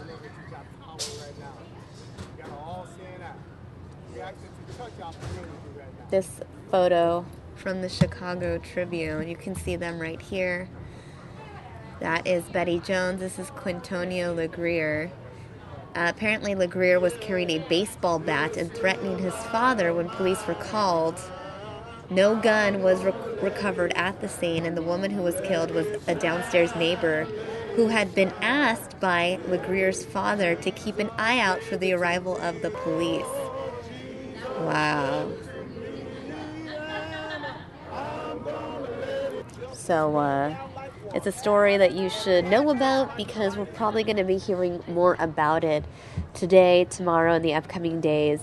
Already a very tense scene out in Chicago after that video was released of that officer shooting Laquan McDonald 16 times. You know, we were covering those protests in downtown Chicago extensively all of last week, and I would not be surprised if we see more protests given this story, this incident that occurred over the weekend. So that is the update with things happening in Chicago. I'm going to go ahead and play this video for you now. It is a press conference from the family members. Let's go ahead and listen in on what they had to say.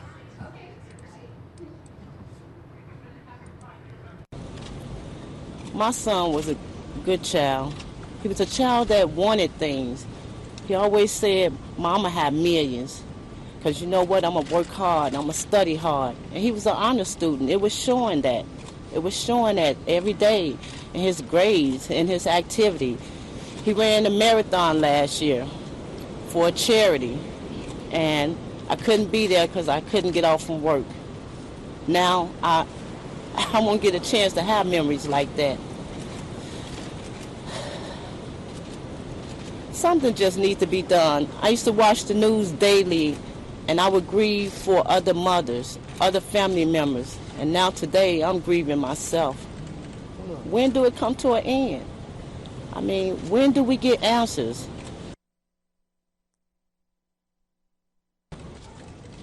You call for help. The police are supposed to service and protect us, and yet they take the lives. What's wrong with that picture? It's a badge to kill. I mean, where do we get our help? When is the mayor going to step up? When is he going to step up?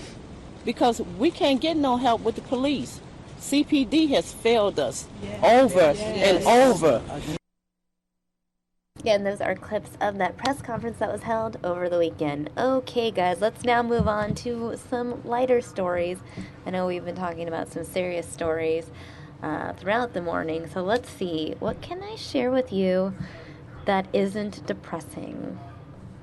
I'm just looking at my list of stories, and they all seem pretty sad. Hiker falls to his death. Okay, maybe not. Middle East Christmas tension. Okay, let's try to avoid that one. Military dad pleads for return of son's stolen uniform. Also sad. Man, most of my stories that I have for you are sad. Man falls off a cliff in California. Woman caught on video with animal cruelty. I apologize, guys, on behalf of all of the news and our depressing stories that we offer you. Let me see. Okay, how about this? We'll go to politics. It's not as depressing, is it?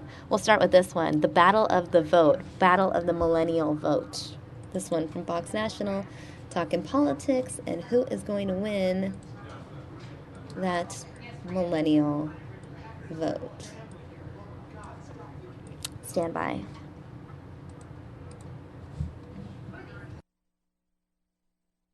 2010, Danny Villaghi and her mother launched a baking business from their kitchen. Today, Wicked Good Cupcakes, based in Cohasset, Massachusetts, is a rising success. They ship nationwide, and the state of the nation matters to this young entrepreneur. Well, being in a small business, I want the next candidate to help all the small businesses out there that are struggling or who are not struggling. Millennials, those who came of age near the turn of the century and beyond, make up the single largest generation in American history, and they are a powerful voting bloc. In 2008, the youth vote helped secure the White House for then-Senator Barack Obama, but the younger members of this generation, those who came of age a little bit later, remember not the movement of the Obama campaign in electing the first African-American president. Instead, they remember 2009, 2010, when we had gridlock and recession, and we saw their friends, family, neighbors losing things, losing jobs, losing houses. It's a very different angle of which they came of age politically. With a new election cycle underway, John Della Volpe, the director of polling at Harvard University's Institute of Politics, believes the youth vote is up for grabs. But both parties may struggle to earn the trust of millennials. Allison Perez is a junior at Harvard and believes the economy, foreign policy, and healthcare are all important issues. Great block and a lot of different factors in Washington that have really made me think that I'm not really sure what party that I believe in. Drew Weber, vice president of NYU's College Democrats, questions the priorities of politicians. Right. Are they just representing large corporations? Are they just representing billionaires? Are they just representing who's going to cut them the next check? Or do they really care about the needs of people and what they need to get ahead in this country? I'm hoping that a lot of my generation will stand up, make the smart decision, and vote for someone who's going to help us out. In 2012, 18 to 29-year-olds gave President Obama 60% of their vote. But Della Volpe says research shows younger millennials are slightly more conservative than their older counterparts, a bit less willing to trust the status quo. He believes the time is right for both parties to reconnect with younger voters. In Newton, Massachusetts, Molly Line, Fox News. With just a little more than a month to go before the first primary caucus, the presidential candidates took to the Sunday morning talk shows, and some are coming out swinging. What Trump does is he complains about everything. I mean, it's a really good top of the story, you know, Trump's rising and everything. Yeah. Wait till we start voting. The latest Fox News poll showed Donald Trump pulling 39% among Republican primary voters. But Trump says despite how others may paint him, his campaign is not all about anger. I'm not tapping into the anger, and some people have said I'm doing that. But I'll tell you what, if you have another 4 years of like a Hillary, of that kind of mentality and thinking, we're not going to have a country. And even with a dozen GOP candidates still in the race, most of the campaigns are giving no signs of slowing down. I get so amazed that people act like that this is all settled. It's never settled this far out. Why don't we wait till the voters make the decision? Then we'll have a better picture of where this is all headed. On the Democrat side, Senator Bernie Sanders is trying to get back on message, saying he wants to put the data breach controversy behind him. There were two breaches.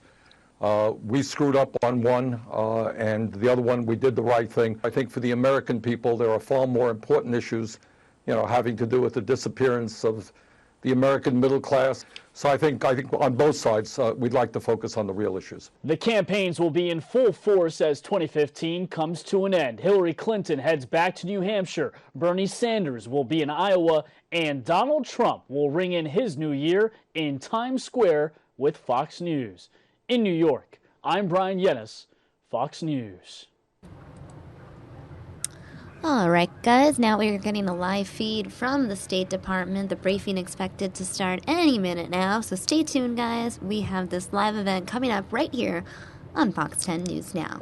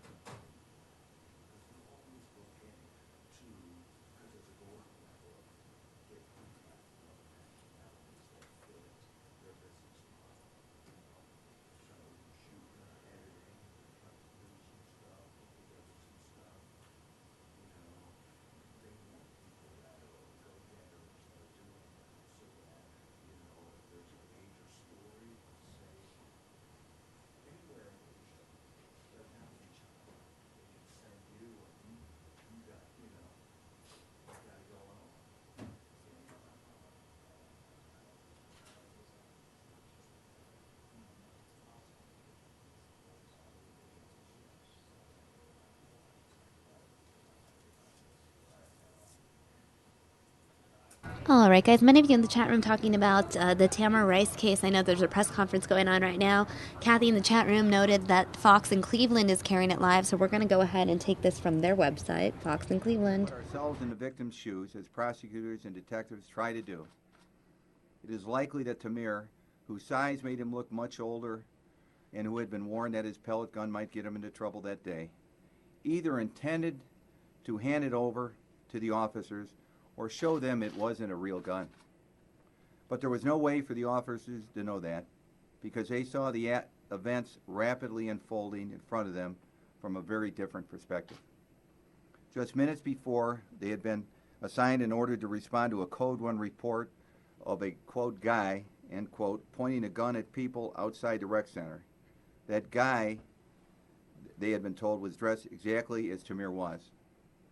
As they raced that mile towards the rec center from their other assignment, the police were prepared to face a possible active shooter in a neighborhood with a history of violence. There are, in fact, memorials to 2 slain Cleveland police officers in that very park, a short distance away, and both had been shot to death nearby in the line of duty. Police are trained that it only takes a third of a second or less to draw and fire a weapon upon them, and therefore they must react quickly to any threat. Officer Lohman had just seen Tamir put an object into his waist as they pulled up, and he stood up in a gazebo and started walking away. A moment later, as a car slid toward him, Tamir drew the replica gun from his waist and the officer fired. You'll be able to see an actual Colt 1911 model pistol and a identical replica gun that was used that day. They are very difficult to tell apart, even by people who are very familiar with guns, even when you stand and stare at it. A moment later, as a car slid toward him, Tamir drew the replica gun from his waist and the officer fired. Believing he was about to be shot was a mistaken, yet reasonable belief, given the high-stress circumstances and his police training. He had reason to fear for his life. It would be unresponsible and unreasonable if the law required a police officer to wait and see if the gun was real. The outcome will not cheer anyone, nor should it. Every time I think about this case, I cannot help but feel that the victim could have been my own son or grandson. Everyone here who has worked and investigated this case feels the same way. It brings it all to sadness. Everyone who investigated this case has children who goes to parks and rec centers. No parent follows their 12-year-old around all day to make sure they don't get into mischief. That is why this case taps such profound emotions in all of us. The Rice family has suffered a grievous loss. Nothing will replace Tamir in their lives. The police officers and the police department must live with the awful knowledge that their mistakes, however unintentional, led to the death of a 12-year-old boy. So will the police radio personnel, whose errors were substantial contributing factors to the tragic outcome. They passed along detailed information about the guy outside the rec center, his clothing, including the colors of his coat and his camouflage hat, but not the all-important facts that the 9/11 caller said the gunman was probably, quote, probably a juvenile, and the gun may not be real. Had the officers been aware of these qualifiers, the training officer who was driving might have approached the scene with less urgency. Lives may not have been put at stake. The fact that the Code 1 high priority call about a possible active shooter next to a rec center was based on inaccurate information is a very significant legal fact, but will do little to ease the emotional burdens that the family and all involved must now carry. Our entire community has suffered through gut-wrenching self-examinations and recriminations. When an innocent civilian, let alone a child, is killed by a police officer, it touches the nerves that lie close to the surface of all of us in society. That is especially true since the events in places such as Ferguson and Chicago have exposed a gulf of distrust and resentment that too often divides police from the very communities they serve. And when the public is kept in the dark about facts of an investigation into these incidents, that distrust can grow. All those emotions are compounded when a 12-year-old boy is killed on video. But the original grainy video that had been shown repeatedly on TV is only a small part of the story here, a very important but small. That is why this case demanded a professional and dispassionate investigation to determine if this was indeed a tragic crime or a tragic accident. The Supreme Court instructs us to judge an officer's conduct by what he or she knew at the moment, not by what was learned later. We are instructed to ask what a reasonable police officer with the knowledge he had would do in this particular situation. The Supreme Court prohibits second-guessing police tactics with 20/20 hindsight. And the law gives the benefit of the doubt to the officers who must make split-second decisions when they reasonably believe their lives or those of innocent bystanders are in danger. Based on these rules, it became clear through this investigation that the actions of officers Lohman and Garbeck were not criminal. And the reasons for this, Assistant County Prosecutor Matthew Meyer and James Gutierrez have outlined in a written report that will be available online when you leave here.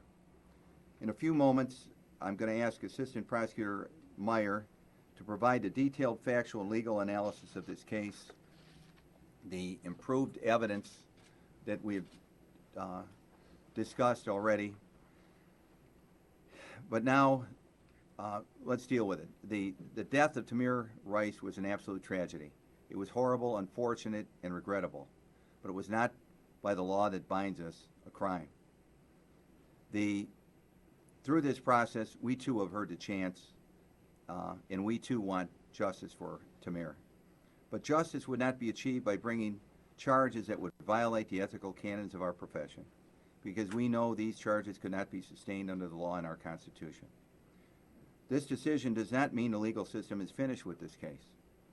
In our country, we have parallel systems of justice, and the civil justice system may yet provide the Rice family with some of the accountability they deserve. But the grand jury lived with this case for more than 2 months, heard all the witnesses, and was there to evaluate each witness's credibility and to question them.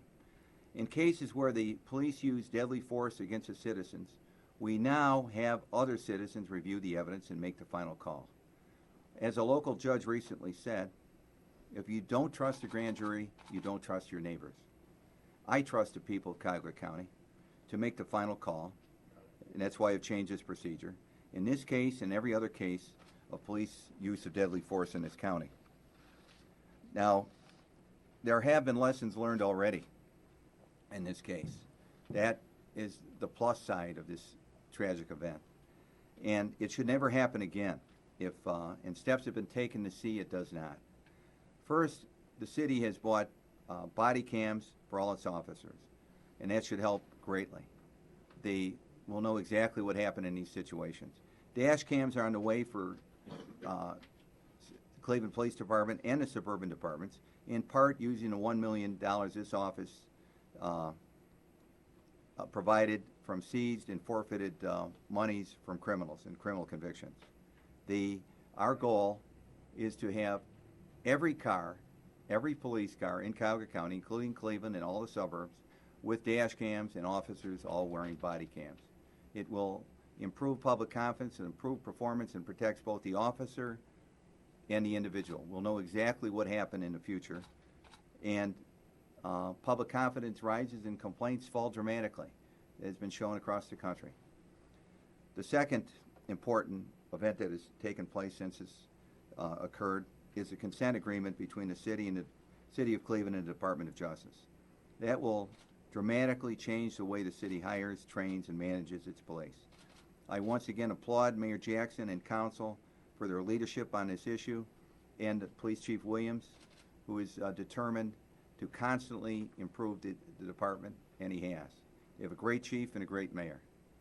And finally, I want to call on the legislature and the manufacturers of toy guns not to make guns that look so much like the real thing.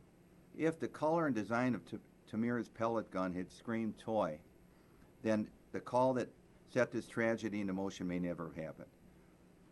The grand jury has fully investigated this case and made its final decision. Now it is time for the community and all of us to start to heal. We have taken steps to learn. We're going to continue to learn. We're going to continue to improve the quality of the justice system we have here in this county. But before anyone reaches their own conclusions, and everyone's welcome to their own, we ask please to review the facts and evidence this investigation has uncovered. We have issued the report of the Sheriff's Department, and I thank Sheriff Pinckney and Detective Morgan and all the other detectives who worked on this case here, and all the hard work they put in. Look at the report, look at the facts, look at the law. That's why we put the reports out as they come in, so we're not making decisions based on rumors or hearsay or the like. These are actual facts, and we can learn from these facts. I call for the leaders of our community to now respect the process and the decision of the grand jury, and to urge others to express their opinions in a peaceful and lawful manner. I appreciate the sincere emotion and concern of all citizens who have expressed their feelings on this case, and we thank them. We thank them for caring, and I will now turn this over to Assistant Prosecutor Matt Meyer, who is the head of the Public Corruption Unit of our Cuyahoga County Prosecutor's Office. He's a former chief of the Appellate Unit. And Mr. Meyer argued successfully at the United States Supreme Court this spring, and an opinion issued 9-0 this fall in what I consider a landmark case, Ohio versus Clark. I thank him. I thank Jim Gutierrez and all the other prosecutors here who have worked on this case, and the other UDFs, use of deadly force cases. We've had many. Just earlier this month, we had 2 police officers within a 3-day period shot in the chest by assailants. Both individuals were killed by other police officers, not the person shot. But this is a violent society with all these guns. This is a tough job, and to investigate these cases, and I thank the individuals who actually do the work. And now we'll hear from Mr. Myers. Thank you very much for your attention.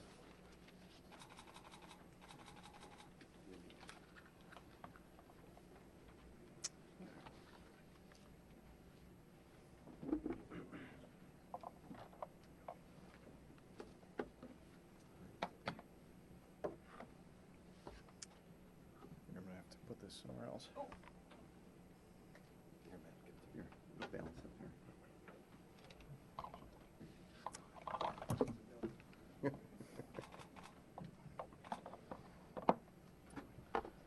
All right, thank you. Prosecutor McGinney touched on the legal standard, but it is necessary to frame the discussion with a full understanding of the unique set of laws that apply when anyone reviews a police use of deadly force incident. In a case called Graham versus Connor, the United States Supreme Court said that in any review of a police officer's use of deadly force, the court requires that the incident be analyzed under the Fourth Amendment and its reasonableness standard. Without the Fourth Amendment analysis, it is not possible to determine whether an officer's use of deadly force is or is not a crime. In a case called Tennessee versus Garner, the United States Supreme Court again said that a police officer may use deadly force when the officer has probable cause to believe that the suspect poses a threat of serious physical harm to the officer or to others. In the Graham case, the U.S. Supreme Court again said that the reasonableness of the officer's actions must be judged from the perspective of the reasonable officer on the scene and not through the lens of 20/20 hindsight, allowing for the fact that police officers are often forced to make split-second judgments in circumstances that are tense, uncertain, and rapidly evolving. In a recent United States Court of Appeals case for the Sixth Circuit called Mullins versus Cyranak, decided this past November, the court said that in making this judgment, we must be careful not to substitute our personal notions of proper police procedure for the instantaneous decision of the officer on the scene. Rather, we must adopt a built-in measure of deference to the officer's on-the-spot judgment about the level of force necessary in light of the circumstances of a particular case. After all, what constitutes reasonable action may seem quite different to someone facing a possible assailant than to someone analyzing the question at leisure. In a case called Livermore versus Lublin, the Sixth Circuit Court of Appeals again explained that when reviewing an officer's use of deadly force, we must disregard the events leading up to the incident of deadly force and instead focus on the split-second judgments made immediately before the officer allegedly used excessive force. Turning to the facts of this case, up until now, the focus has been on a short 2-second sequence of video in which a Cleveland police cruiser appeared on the video frame and a Cleveland police officer emerged from the car to fatally shoot a 12-year-old boy. Viewing the video alone, however, provides an incomplete picture of what happened on November 22, 2014. This presentation is therefore meant to provide the public with the full picture of what happened that day and not just one isolated part.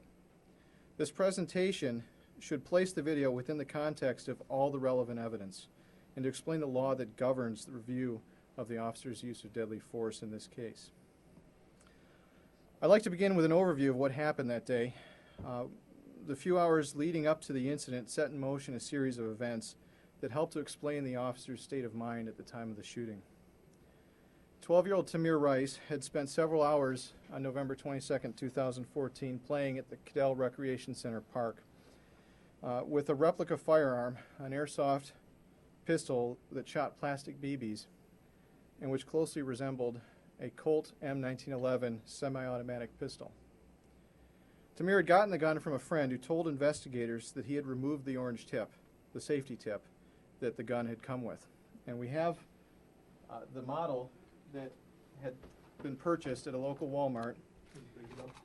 And you'll see that, as purchased, this airsoft pistol should have had that orange safety tip to hopefully alert officers that this, in fact, was a toy. But the pistol that Tamir had that day had no such tip.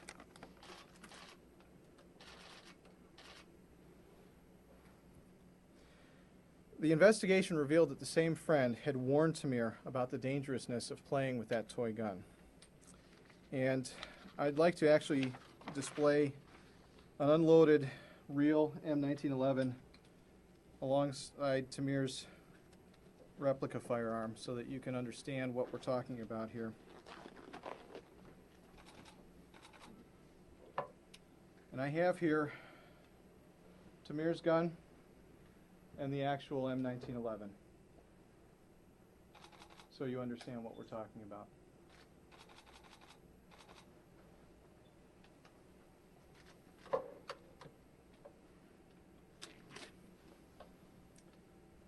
And to assist you, we've created a presentation displaying this.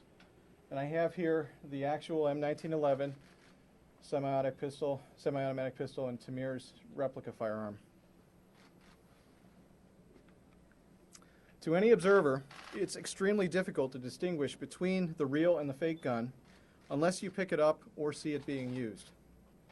To someone who's in a stressful encounter, however, who doesn't know if the gun is real or fake, it is impossible to say which one is real. Tamir's friends knew that Tamir was only 12 years old. He appeared, however, to be much older than he really was.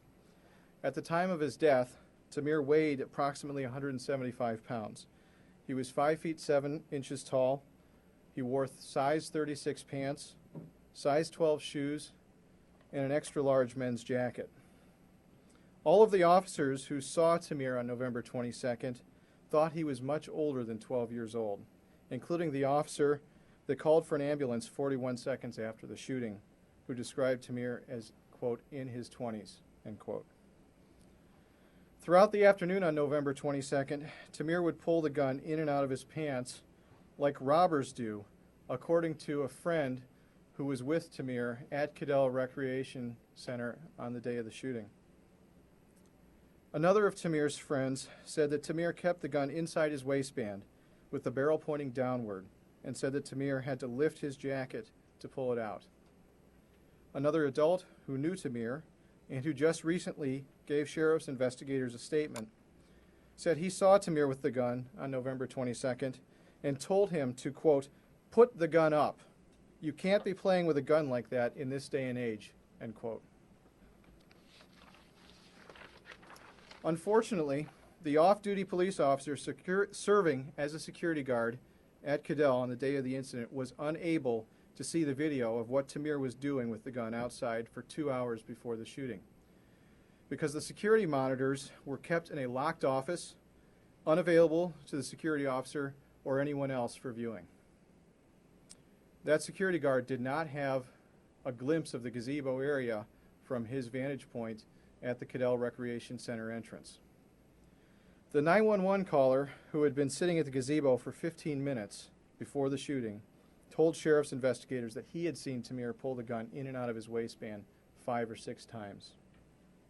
The security video from Cadell Recreation Center also shows numerous instances of Tamir pulling the gun in and out of his waist and pointing at people during the afternoon of November 22nd. I should say a word about the video. Nearly everyone who has viewed the security video footage from Cadell Recreation Center has described it as grainy, lacking detail, and being hard to see. To assist in our evaluation of that video, we hired Grant Fredericks, an accredited video analyst who works with a Spokane, Washington company called Forensic Video Solutions. Fredericks has been recognized as an expert in forensic video analysis and digital multimedia analysis in courts nationally and internationally. And he teaches at the FBI's National Academy in Quantico, Virginia, and he has done so for the past 12 years. So to understand what we're talking about, I'm going to show you some frames from this particular video. And these are all images that Fredericks has prepared. These are not enhanced videos. These are magnified and placed within context of 2 particular frames at Cadell on the day of the shooting. Camera 1, which was located on a telephone pole facing the gazebo, and camera 4, which was mounted on the building and faced towards West 99th Street, which is the approach that the officers took coming into the recreation center. This first series of videos was taken at 3:08 p.m. on the day of the incident, and you can camera 4. And Fredericks notes you can see the bottom of his jacket. You can see his arms come together.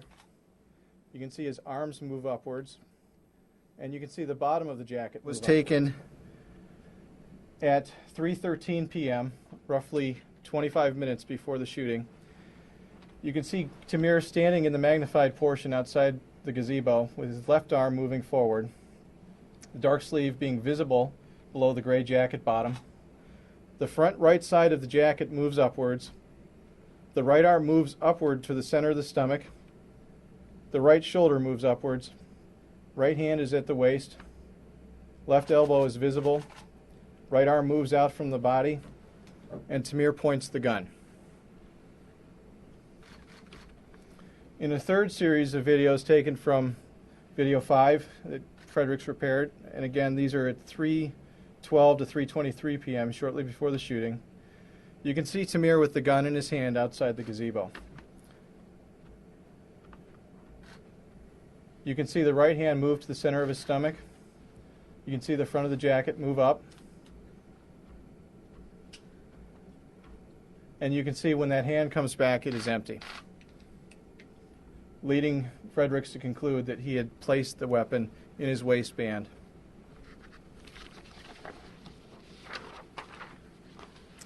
Tamir was also pointing the gun at people throughout the day, and at least the 911 caller who did not know Tamir felt threatened by it. And Fredericks provided a slide of what we're talking about. He provides a magnified portion of the video, and this is taken at 1:05 p.m., 2 hours before the shooting. And you can see that he's visible outside the gazebo, pointing the gun at other children. In a second video that he pulled from 1:06 p.m., you can see Tamir pointing the gun directly at the head of another young male.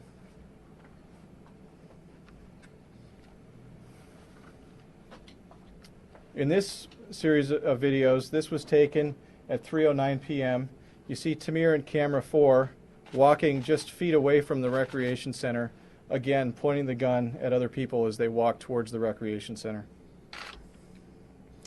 Again from video 5, this was taken at roughly 3:13 p.m.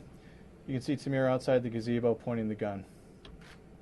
And I should note that by this time the 911 caller had arrived at the gazebo and was watching Tamir as he did this. At the precise moment of the shooting, there were numerous people inside and around Cadell Recreation Center, and I'll touch on that in a moment. At 3:24 p.m. on November 22nd, 2014, the 911 caller reported to police that there was a guy with a pistol at Cadell Recreation Center who was pulling out and pointing the gun at people. The 911 caller said that the gun was probably fake and the guy was probably a juvenile, but the guy was scaring the expletive out of him. And I think it would be helpful to hear that call again so you understand what was being said in the context in which it was being said.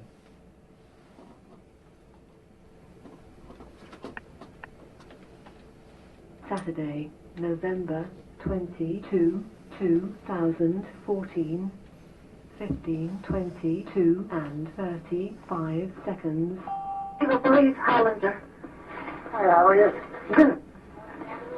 I'm sitting in the park at West Boulevard by the West Boulevard Rapid Transit Station. And there's a guy in here with a pistol. You know, it's probably fake, but he's like pointing it at everybody. And where are you at, sir? I'm sitting in the park at West Cadell, West Boulevard by the West Boulevard Rapid Transit Station. So you're at the rapid station? Are you at the rapid station? I'm sitting across the street at the park. What's the name of the park? Cadell? Cadell, yes. The guy keeps blowing it in out of his pants. It's probably fake, but you know what? He's scaring the shit out of me. What does he look like? He has a camouflage hat on. Is he black or white? He has a gray coat with black sleeves and gray pants on. Is he black or white? I'm sorry. Is he black or white? He's black. You said a camo jacket and gray pants? Oh, he has a camouflage hat on. You know what that is? Yeah. Storm. And his jacket is gray, and he's got black sleeves on it. He's sitting on the swing right now, but he keeps pulling it in and out of his pants and pointing it at people. The significance of this call to a police officer should also be mentioned. The caller provided both a name and a callback number, as well as a specific description of Tamir and what he was wearing, and the fact that he was pulling the gun out of his waistband and pointing at people. And as far as these officers knew, they had probable cause based on that information, because the law defines a tip from a known citizen indicating criminal activity as reliable. And without more, these officers had probable cause that Tamir was committing an offense. And it was appropriate for them to view this tip as reliable because the caller supplied their name and contact information.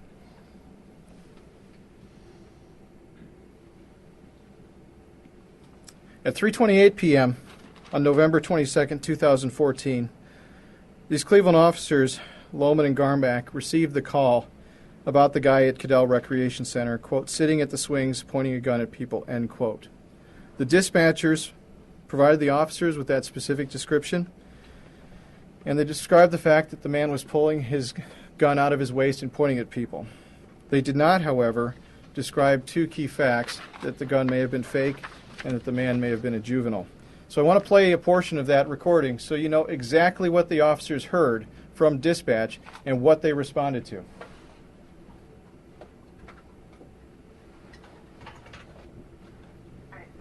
All I have is Charlie 2-1.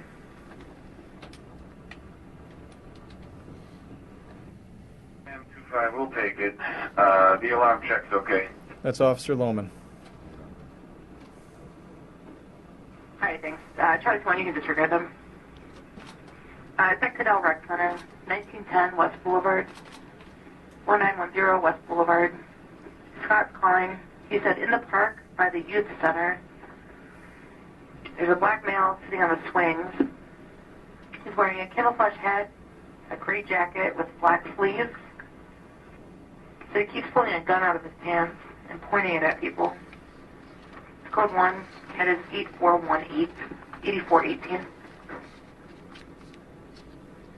How many calls are you getting for that? Just the one so far from Scott. The Code 1 call is the highest. All I have is Charlie 21. The Code 1 call is the highest priority call that the Cleveland Police Dispatch System uses, and it signifies a great risk to the public safety. And both these officers were aware of that fact. Officer Garmbach was a training officer assigned to train Officer Lohman, who had recently completed the Cleveland Police Academy and been sworn in as a Cleveland police officer. Garmbach was responsible for instructing Officer Lohman and was in charge of the two-man patrol car that both men were in at the time of the incident. After receiving the call, Officer Garmbach drove down West Boulevard from their prior call at St. Ignatius Elementary School in a minute and a half, arriving at West 99th Street adjacent to Cadell at 3:30 p.m. Officer Garmbach chose to enter the Cadell Recreation Center from a dead end at West 99th Street because it gave him quick access to the swing set area where dispatch had said the officers would find the suspect. The investigation revealed that this route was commonly used by 1st District officers because it avoided the wooden posts that blocked their entrance to the area from the Cadell parking lot. It also gave them quicker access to the swing set area where, as I said before, the officers believed they would find the suspect. Officer Garmbach also said he used this route to block the suspect's access to Cadell Recreation Center. At the time of the incident, as you can see here, Cadell Recreation Center was full of children and adults. This camera shot was taken at 3:22 p.m., the exact moment that Officer Lohman fired at Tamir Rice. And there's approximately 20 people who can be seen in this gymnasium, whose entrance is 20 or 200 feet away from the gazebo where the incident occurred. This shot was taken at the same time, and this is the main entrance on the north side of Cadell Recreation Center, around the corner from the parking lot. And there are 5 children who can be seen outside of Cadell at the precise moment that Officer Lohman fired his weapon. During the 10 minutes before the incident, numerous children and adults were seen in and around the Cadell grounds, which would not have been unusual on a Saturday afternoon. And I can show you what I'm talking about here. These images, again, were all taken from the Cadell Recreation Center security cameras. And these are all within 10 minutes of the shooting incident.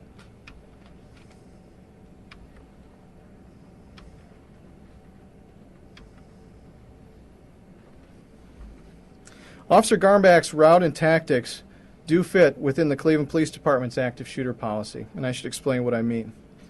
After Columbine, police departments throughout the country recognized that an older model of dealing with active gunmen in public places that required for waiting until backup arrived and for specialized SWAT teams wasn't working. By the time they got there, innocent people were already getting killed. Instead, departments around the country adopted a new model that allowed for the first officers on the scene of an active shooter or potential active shooter to quickly confront and eliminate the threat posed by a gunman in a public place. Cleveland's policy, which was adopted in 2011, defined an active shooter as a suspect whose, quote, use of a firearm is causing or attempting to cause immediate death and or serious physical harm in a well-populated area, a target-rich environment, such as the school, church, business, or any other public place. The policy authorized, quote, officers responding to an active shooter incident to have the authority and shall attempt to make immediate contact with and stop the active shooter. Here, Officer Garmbach, based on the information given to him by dispatch, had a reasonable belief that he faced a potential active shooter because he had an apparently reliable report of a man with a gun at a rec center filled with children and adults pointing the gun at and threatening people. His decision to enter quickly and confront what he thought was a gunman would be exactly what we would expect an officer to do had this been an actual active shooter incident. We expect that officers would risk their lives to confront a gunman threatening innocent people at a recreation center. These officers, however, had not been given critical information, which would have reduced their risk evaluation of this incident and called for different tactics. It is clear that had these officers known this was possibly a child and the gun was possibly a toy, they would not have considered this incident to have been so serious and almost certainly would have used different tactics. Now, getting to the actual encounter, from the time that Officer Garmbach drove past the West 99th Street dead end to the point that Officer Lohman shot Tamir, the entire incident took 10 seconds. BCI reenactment using a laser scan of the scene shows that both officers would have had a clear vantage point of the gazebo once they had passed the swing set, and I'll show you what I'm talking about.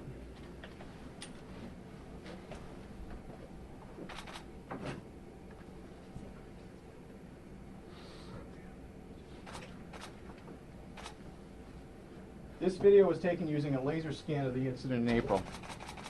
And although the trees have come out, which they would not have been in bloom in November, it gives you an approximate understanding of what the officers would have seen as they approached the gazebo. And you'll see as the angle of view comes down, you'll be adjacent to the West 99th Street dead end. And the computer will scan you forward towards the gazebo, again approximating what these officers would have seen.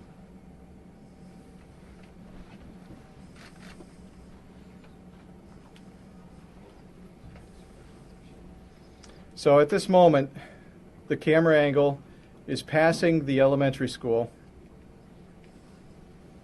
and moving towards the gazebo. There is a barrier at the end of West 99th Street, but it is easy for an officer to simply drive around that barrier and proceed into the park on the grass. The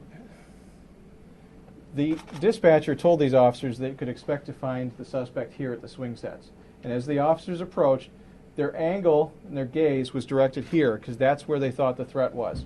It wasn't until they had confirmed there was no one at the swing sets that they noticed Tamir sitting right here at that third table under the gazebo.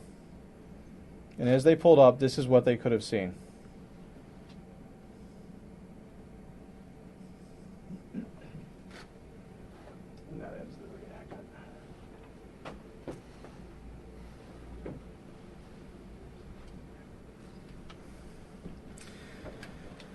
From the statements to the fellow officers and to the sheriff's department, we know that both officers looked for the suspect at the swing sets and didn't find him. They looked to the gazebo and clearly saw a suspect fitting the exact description they had been given by dispatch. Officer Lohman says he saw Tamir get up and put an object into his waistband. Based on the information he knew at the time, he would have had reasonable grounds to believe that the object was a gun. Both officers saw the suspect initially step north away as they approached, and this led Officer Garmbach to believe that the suspect was going to run. The officers then saw the suspect quickly change direction and step directly to the spot where the officers would intersect with the suspect, causing Officer Garmbach to brake suddenly. Due to the wet conditions, with snow, mud, wet grass, and fallen leaves, Officer Garmbach's cruiser went into a skid and did not stop anywhere near where he had intended. The State Highway Patrol accident reconstruction indicated that it would have taken Officer Garmbach between 3.5 and 4.5 seconds to stop. Grant Frederick's video analysis shows what happened as Officer Garmbach's cruiser slid to a stop in front of Tamir.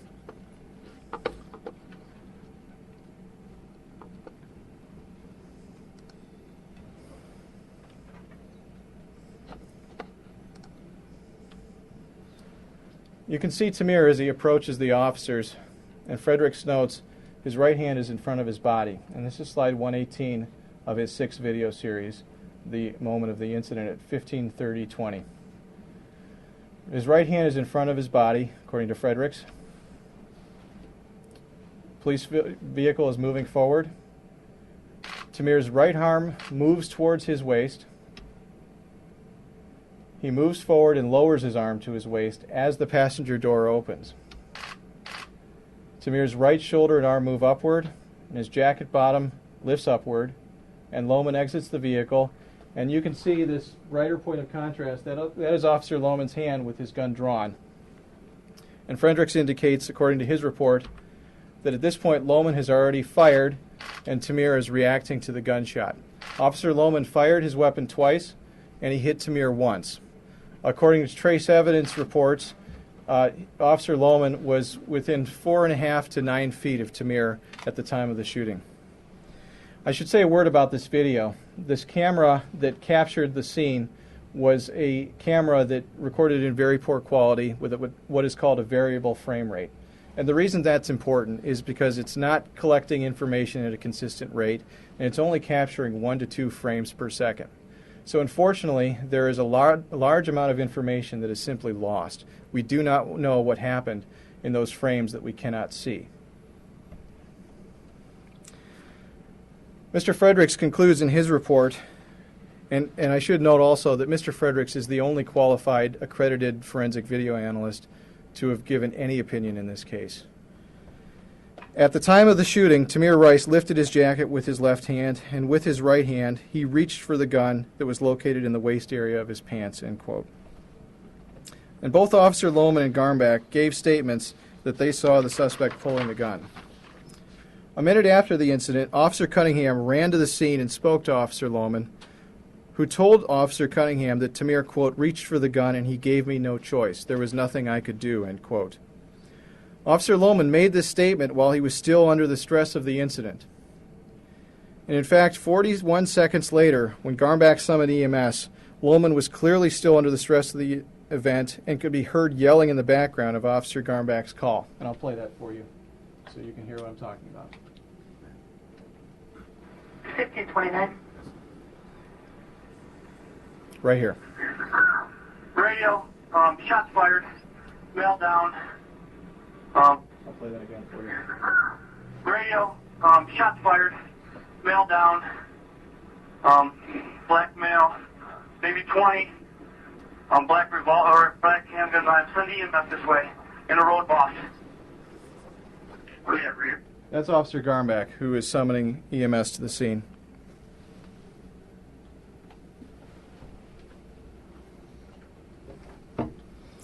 Both officers' post-shooting conduct demonstrates that they saw Tamir pulling out a gun before he was shot. First, Officers Lohman and Garmbach took up defensive positions around the cruiser with their guns drawn, and I'll show you what I'm talking about. Immediately after the incident, you can look at the magnified angle here. After Tamir reacts to the gunshot, you watch what happens next. You can see both officers circling the cruiser, and looking at the unmagnified portion, you can clearly see they have their weapons drawn on Tamir even after he has been shot, which signals that both officers saw something that they believed was a threat to their lives, the something being a gun. Second, a dark point of contrast can be seen appearing on the gazebo's concrete floor immediately after Officer Lohman shot Tamir, and I'll show you this again. In this series of slides, you'll see right here where Tamir's fallen a black shape. And what happens next is that Officer Lohman circles the area and he walks up and he kicks that object away. The object was Tamir's replica firearm, which ended up right here on the grass. Cleveland police officers placed a piece of plastic there to protect it from the elements. That demonstrates that Officer Lohman, even 41 seconds after the incident, thought he was dealing with a real gun and still felt that he was under threat by Tamir because of the presence of this gun.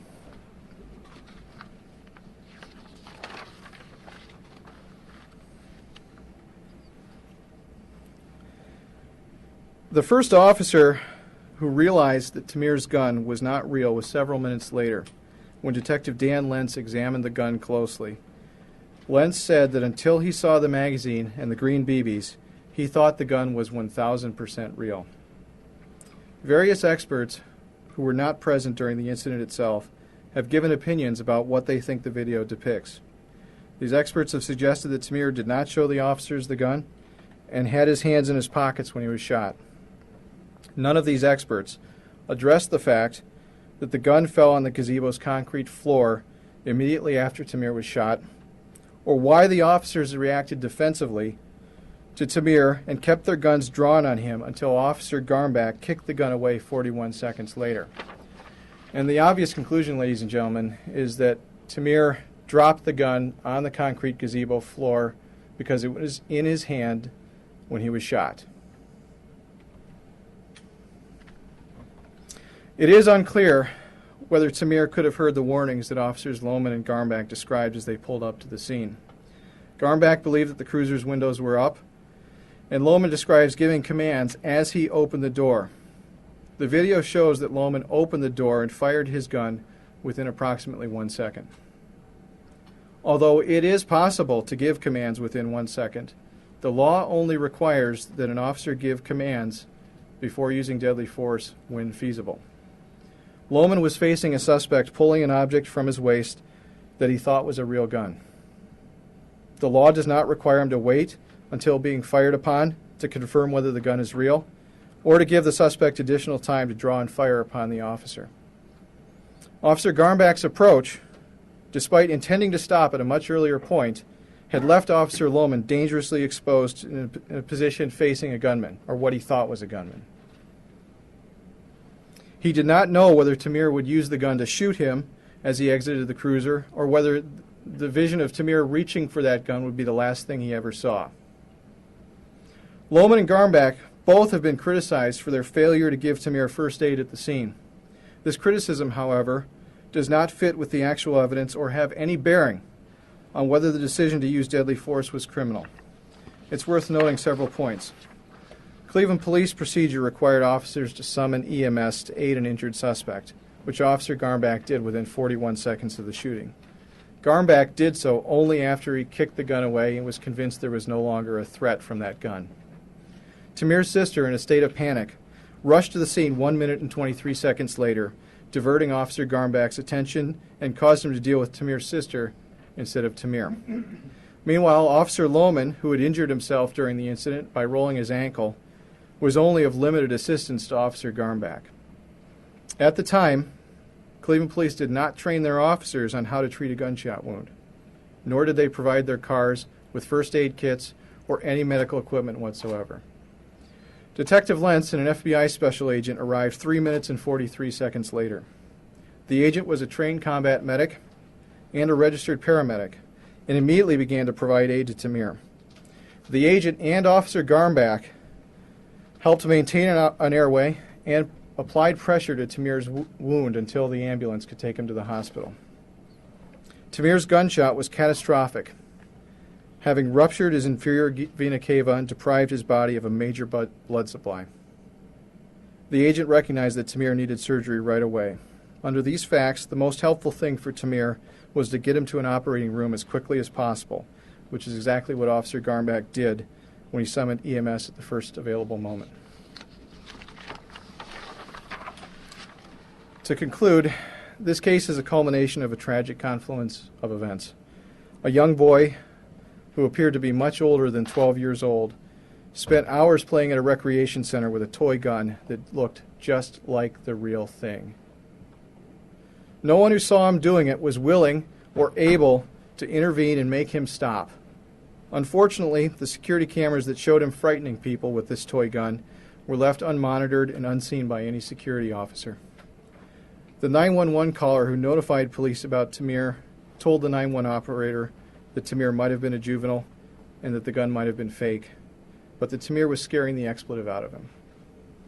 The 911 operator never told the dispatcher about the possibility that Tamir was a juvenile or the gun was a toy, which led to the two responding officers to believe that a real man with a real gun was threatening innocent people's lives at a recreation center. When the officers approached Tamir, he unexpectedly moved in their direction and began pulling the gun from his waistband. The officers, who had no idea the gun was fake or that Tamir was only 12, thought he was going to pull the gun out at them. Here, Officer Lohman and Officer Garmbach were tragically mistaken about the key facts of this case. They didn't know until it was too late that Tamir was not a real threat to their safety or to the public's safety. But the law requires that they be judged according to what they knew at the time, and whether what they did at the time, based on what they knew, was reasonable. We have recommended to the grand jury against any criminal charges because we do not believe that any reasonable judge or jury would find criminal conduct in Officer Lohman's reaction to a suspect pulling what he thought was a gun.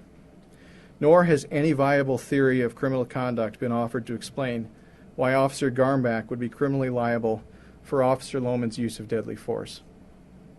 We are mindful of the profound impact that any police use of deadly force has on the community and are acutely aware of the pain and suffering experienced by the family of a 12-year-old boy whose life was abruptly ended. But justice requires a thorough and even-handed examination of the facts and the law. In this case, there is no basis to charge a criminal offense.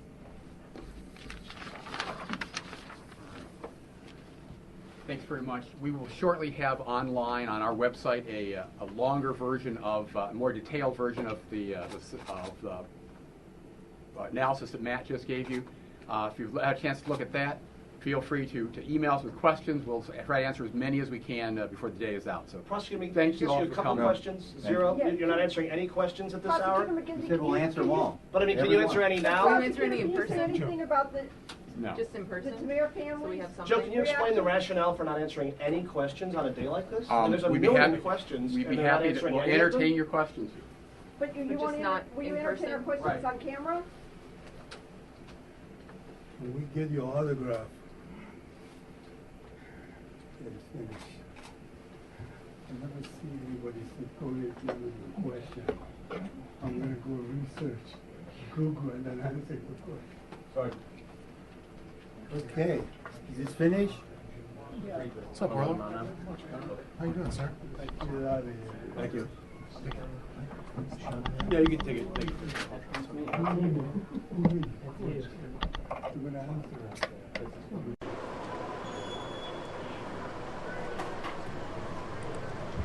Hi all, that was really a very long press conference, so I appreciate everyone that stayed with us. I appreciate your patience. We're going to jump into the top 5 stories of the day. Actually, I am seeing the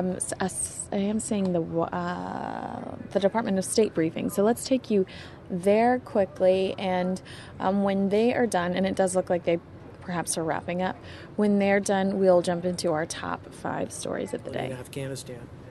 We certainly hope we can find ways to work with Russia to promote Afghanistan's security and stability, but I don't have a specific comment to those reports. Can you stay with Syria? Let's stay with Syria.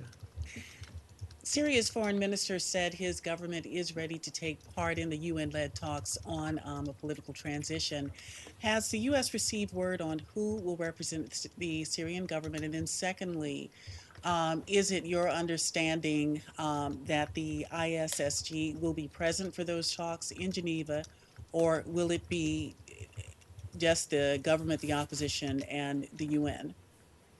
All very good questions. On the first part, no, we don't. I don't believe we know who the Syrian government is proposing take part in those talks. On the second part, I frankly don't have the answer. I'll have to. And you're talking about the de Mistura Right. talks. Uh-huh.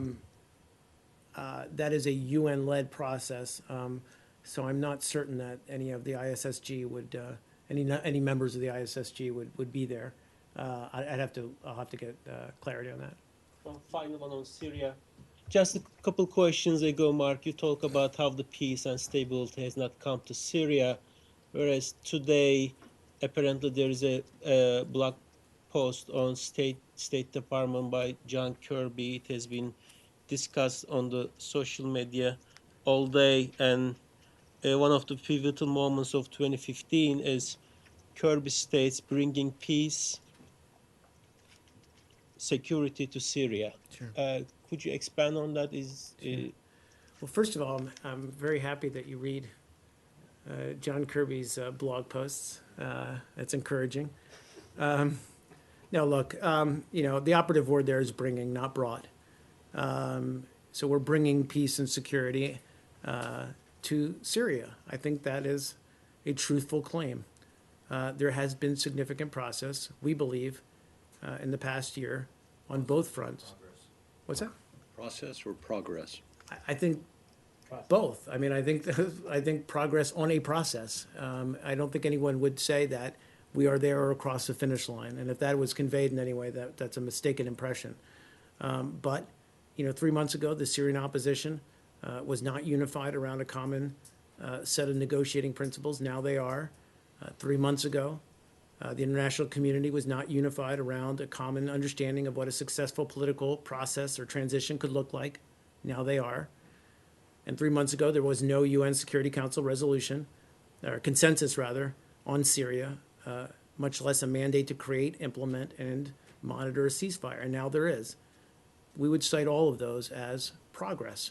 We're not there yet. We recognize that. But we do believe, through a lot of hard diplomatic spade work, that we have made progress. Can we move to the Israeli issue very quickly? Are we done with Syria? If we're done with Syria, yeah, let's do very it. quickly. No, get to today. No, that's okay. Sorry. That's right. The I'm sorry. What were you asking me about? The Israeli group Peace Now issued a report saying that the Israeli government is basically giving permits to about 50,000 new housing units. They're saying that 8,000 of these homes will be built in E1 area, others in Bisgat Ze'ev, and so on. They are quite detailed, and in fact, they are calling on the U.S. government to pressure or do whatever it can to have Mr. Netanyahu rescind his decision. Can you share with us? I apologize, Said. I'm not aware of the specific allegations or reports, but this NGO is making. Certainly our position or policy on settlements hasn't changed, but I'll have to look more specifically at some of these claims. Okay, we'll look into it. I'll ask you tomorrow. Absolutely. Thanks. Sorry. Please, sir. On Cuba, could you just talk sure. about your ambitions for the coming year? And is it an aspiration that before he leaves office, the president will visit Cuba as a great sort of symbolic moment? Is that something you're working towards? I would certainly, look, I mean, Cuba was another. The restoration of our diplomatic relations with Cuba was a very significant event of 2015.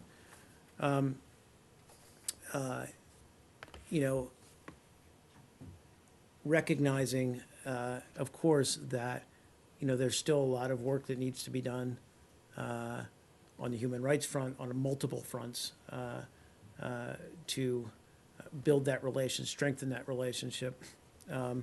But we recognize, as I said, and the President and Secretary spoke to this, that after 50 years of a certain policy of isolation, that was getting us nowhere. But there is a lot of work to be done. As to the President's travel plans, I would never speak or attempt to speak on behalf of his travel plans. But as I said, there needs to be a lot. There's still a lot of work that needs to be done. Others have spoken to this in the last. I guess it was the 1 year anniversary, I guess, of this announcement of the change in policy. But there have been, as I said, significant. There has been significant process. And just what I was looking here on December 16th, of course, we had the United States and Cuba reach a bilateral agreement to establish scheduled air services between the United States and Cuba. One of the things we were very clear about when we did announce this reestablishment of diplomatic relations, the reason why we were doing it was to establish that people-to-people contact with the Cubans, and through that we feel that we can make great strides. And by getting them greater access to information, greater access to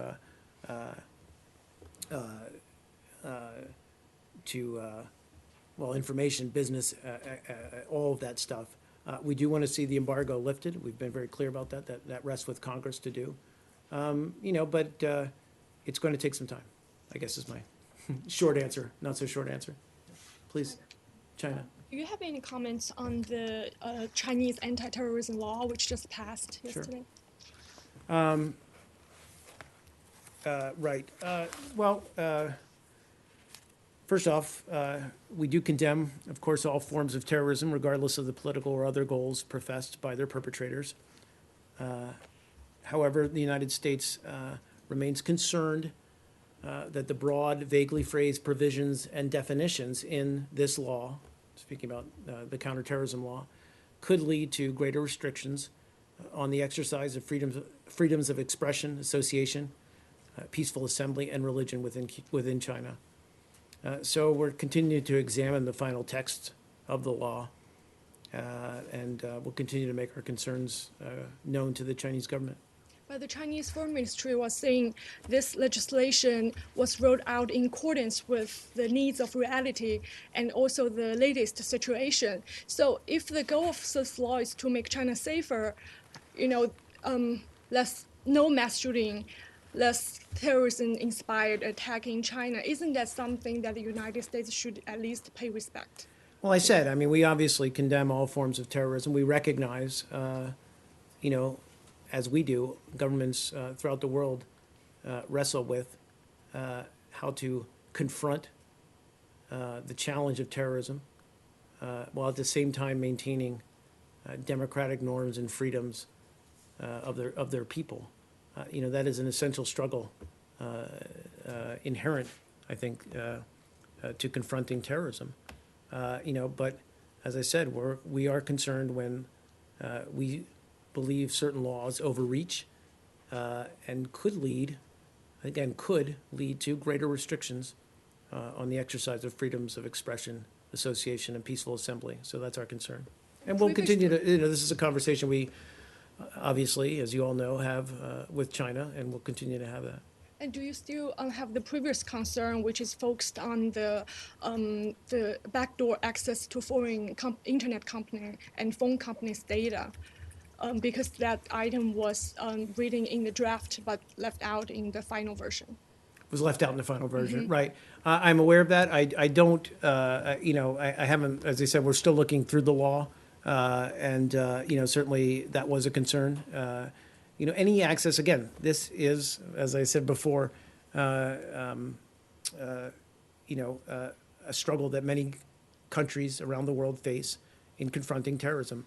How do you balance privacy, freedom of expression, all of those elements with the need to provide national security or protect your people? And that is something that we hope that China also struggles and seeks to try to address as it moves forward with this law and implementation of this law. Yeah, but isn't the U.S. government also doing the same thing? Because China argues that China studied the UK, the U.S. similar legislation, and the U.S. government actually also has backdoor access to your companies. So isn't the U.S. holding double standard on this issue? Again, I'd have to look at what the final law reads and look at our own laws. But I think I tried to address that at least by saying that this is a dynamic that we see many countries facing, but all countries need to do the utmost to ensure that their citizens, while protected, still are allowed to freely express themselves, have access to information, etc. Can we one more question, Pam, and then. Burundi's government and opposition began talks today on resolving the political violence. How optimistic is the U.S. that the talks will have the desired result? Well, we think today's reopening of this dialogue, regionally mediated dialogue between parties to the Burundi crisis, is an important yet preliminary step towards putting Burundi back on the road to peace. I think it's imperative that all Burundians renounce violence and intimidation and support peaceful, productive engagement in dialogue as a key to reestablishing in Burundi an atmosphere of openness and trust. And we certainly appreciate the efforts of the government of Uganda, as well as President Museveni, in hosting today's session in Entebbe. Thanks. Thanks, guys.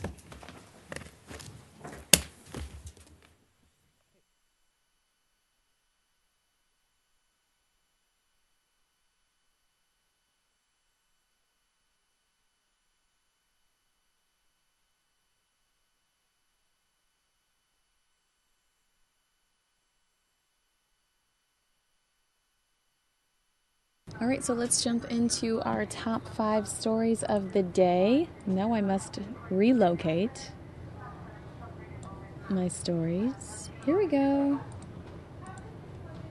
Okay, so you can see here, and I do have to abbreviate these things, so sometimes they can appear a bit misleading, but it's Americans that are unhappy with Obama's handling of terror. A new poll suggests most Americans are really unhappy with Obama's handling of terror, according to a new poll conducted by ORC International for CNN. The overwhelming majority of Americans aren't too happy with how President Obama has handled terrorism in the past year. 60% of those polled expressed disapproval of Obama's handling of terrorism, while 64% weren't too impressed with his approach to combating ISIS. CNN suggested that these numbers are down significantly due to the recent terror attacks in Paris and San Bernardino, California. The president's numbers aside, 40% of Americans believe that the terrorists are winning in their fight against the United States and everyone else. Meanwhile, 18% think that the United States and its allies are winning, and another 40% don't think anyone is beating the other. When it comes to party lines, dissatisfaction with the country's handling of terrorism and ISIS specifically knows no bounds when it comes to the majority. 86% of the Republicans are unhappy with America's efforts against terrorism, while 79% of independents feel similarly, although a lot of independents, I think, are Republicans that don't want to say they're independents, but I don't know. Maybe, I don't know. I could be wrong. 59% of Democrats disapprove of the country's handling of ISIS and similar terrorist organizations. This is something that I cannot wait to binge on.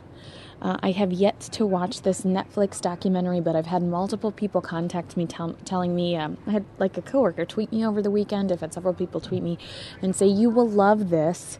It's this new documentary on Netflix, or maybe it's not so new, it's new to me, called Making a Murderer. I've missed you guys, huh? I'm back. That's so, I'm flattered. Viewers are leaving bad Yelp reviews for the prosecutor involved in this Netflix documentary, Making a Murder. Have you watched the new Netflix documentary, Making a Murder? If not, then you're one of the only people who hasn't already watched the 10-part series, suffered a complete loss of faith in humanity, and trolled prosecutor Ken Kratz on Yelp. BuzzFeed reported over the holiday weekend that Kratz, the district attorney who prosecuted the case against Stephen Avery... Oh, this is... should I say spoiler alert? Spoiler alert. If you haven't watched the show, I'm going to spoil some stuff for you right now. Spoiler alert. They reported over the holiday weekend on Kratz, the district attorney who prosecuted the case against Stephen Avery in 1985. Avery was charged with sexual assault and attempted murder, convicted, and spent 18 years in prison before new DNA evidence cleared his name in 2003. Spoiler alert. Making a Murderer alleges that the authorities investigating Avery's case at the time planted evidence to secure a conviction. Kratz is among those identified by such allegations, and now his law practice, his Yelp page, is suffering scrutiny as a result. In an email sent to BuzzFeed, Kratz said that he's received several hundred emails and tweets about the case since the documentary series release on Netflix. Well, over 90% are insulting, filled with profanity, and at least half hope some personal tragedy befalls me and or my family, he said. Very troubling. So now that I know this, that it's enraged so many people that they're actually leaving this person terrible Yelp reviews, I am committed to a 10-hour binge of Netflix. I was going to make like a Netflix and grilling this guy on Yelp joke, but I won't do it. I just did it. I did it. I went there. All right, this is funny. Hold on. Let me try to find the sign for you because it's more glorious if you can actually see it for yourself.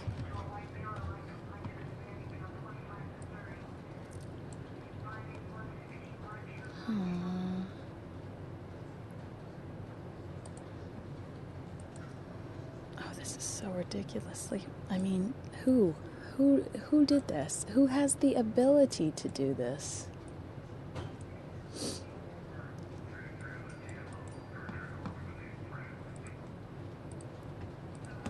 All right.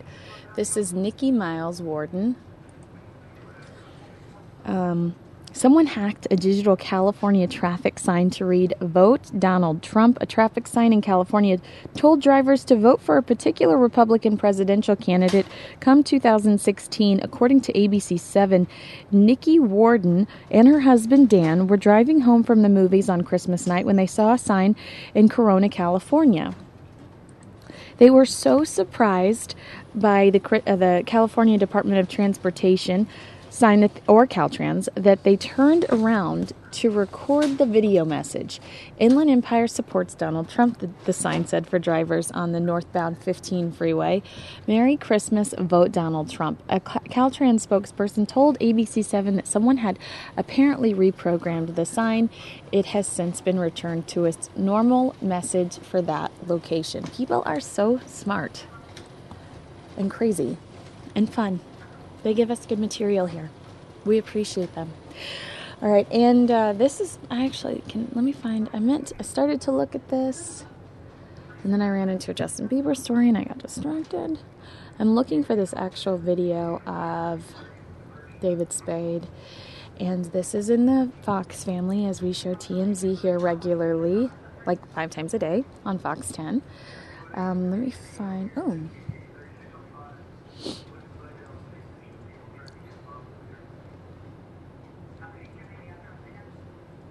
it's a hideous jacket, Hillary.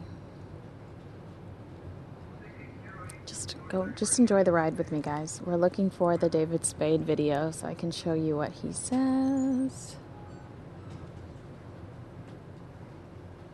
Bye, Rick. I guess I don't have to go to the gym now.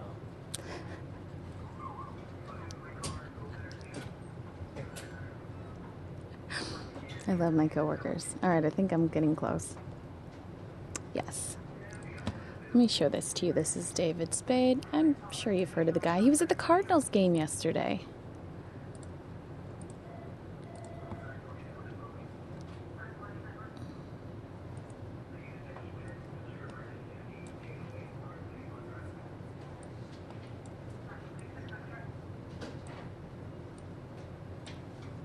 This is via TMZ.com. And let's see if they make us watch an ad. Oh, yeah, they are. You know what? We're not going to. What is this for? It's a man in a onesie. It's not right. I don't want to see that. I want to see my dogs in onesies. Give me a moment for the ad to end. Oh, it was a Ford commercial. Funny. I've read that you criticized Obama for going on the Bear Grylls Running Wild I criticized Obama because I thought, a president should have a little more dignity than... I mean, I realized that Woodrow Wilson went on Dancing with the Stars once, but what president's doing reality shows? It just sounds weird to me, you know what I mean? It's just too much. So I think that, Michelle Obama's on Ellen more than I am. I mean, what first lady? It's just a new world. It's just I'm not used to it, and they're out. It just seems a bit thirsty for me. That's all. I think they're going to do fine, but they're sort of plotting after the White House. Oh, okay. Like he's on GQ. I'm like, leave that to Bradley Cooper. You don't need to go. The president, you're above all of us. You're above stars. You're above everything. Right? When he's trying to get in the mix, like I want to present at the MTV Awards. Like, all right, guy, relax. You got it. All right, so just to reiterate there, David Spade has said in the past that President Obama's participation on reality shows is not exactly becoming for the leader of the free world. And yesterday, TMZ caught up with the actor who expressed that Obama... Wait, what is this? This isn't yesterday. Because yesterday he was at the Cards game. This is the 26th. TMZ caught up with the actor who expressed that Obama should have a little more dignity than doing things like going on an episode of Running Wild with Bear, whatever. The president is doing reality shows, Spade asked. I realize that Woodrow Wilson went on Dancing with the Stars once. It just sounds weird to me, you know? It's just too much. Spade also had some commentary about how thirsty the first family is when Michelle Obama has been on Ellen DeGeneres more than he has. He's on GQ. I'm like, leave that to Bradley Cooper, Spade added. You don't need to go. You're the president. You're above all of us. You're above stars. You're above everything. When he's trying to get in the mix, like, I want to present at the MTV Awards, all right, guy, you got it, relax. I do think that that's interesting. He made the point right there that they're already planning for what's to come when his presidency is over, and it's a little too... I mean, we've got a lot of crazy stuff going on right now. Again, the very top story, Americans unhappy with his handling of terror. Focus on your legacy being protecting the American people, not your legacy being hip and cool. That was my personal opinion right there. I sometimes insert it, and I apologize. Sometimes I'm just like, oh, and here's what I think, David Spade. Although I did get frustrated earlier today at CNN for doing the same thing. They were asking some very rude questions about Trump. All right, and Jim Webb. I thought he would have appeared earlier in doing some of these media tours, but perhaps his ego was a little bruised and he needed a minute to recover. I think sometimes a lot of these presidents are presidential candidates are doing it, maybe not necessarily because they think they'll win, but to put themselves on the map and create other opportunities for themselves. And you'll notice that a lot of them show up all of a sudden as commentators on national TV because this exposure and this experience gives them the the credentials to do commentary on Fox News or CNN. And Jim Webb has recently appeared. He is the former Democratic candidate. I think we saw him in one of the debates, and he was so good in that debate. We all of us that watched it live were now interested in this person who most of us hadn't heard of before, and we were Googling him, and I think we watched one of his campaign videos here on News Now. But he went after Hillary Clinton on foreign policy and her failure as Secretary of State on Facebook. He said, he also alleged that the DNC rigged debates in Clinton's favor before he dropped out. He lamented how no one is calling her out for her inept leadership that brought about the chaos in Libya and the power vacuums that resulted in the rest of the region. He's not the only one complaining about the Democratic debates, though. I think Martin O'Malley has also suggested that the way that they're structuring that is to favor Hillary Clinton, as well as several talking heads on some of the national outlets. Webb dismissed her nonsensical excuse about wanting to avoid another Syria-like catastrophe since, as he argues, that's already happened. Clinton talked at this last DNC debate about her failure as Secretary of State as if she was successful while she held that office. The U.S. spent about $2 billion backing the Libyan uprising against Gaddafi. The uprising, which was part of the Arab Spring, led directly to Gaddafi being removed from power and killed by rebel forces in 2011. Now some 2,000 ISIS terrorists have established a foothold in Libya. Oh, welcome back. I missed you. Sophisticated weapons from Gaddafi's arsenal included up to 15,000 surface-to-air missiles have apparently fallen. For a Secretary of State in a presidential administration, this is foreign policy leadership at its worst. There has been talk that Webb may attempt an independent bid for the presidency. And between this post and another one earlier this week calling President Obama and the Democratic Party out of touch on the American working class, that could still happen. I wouldn't go there.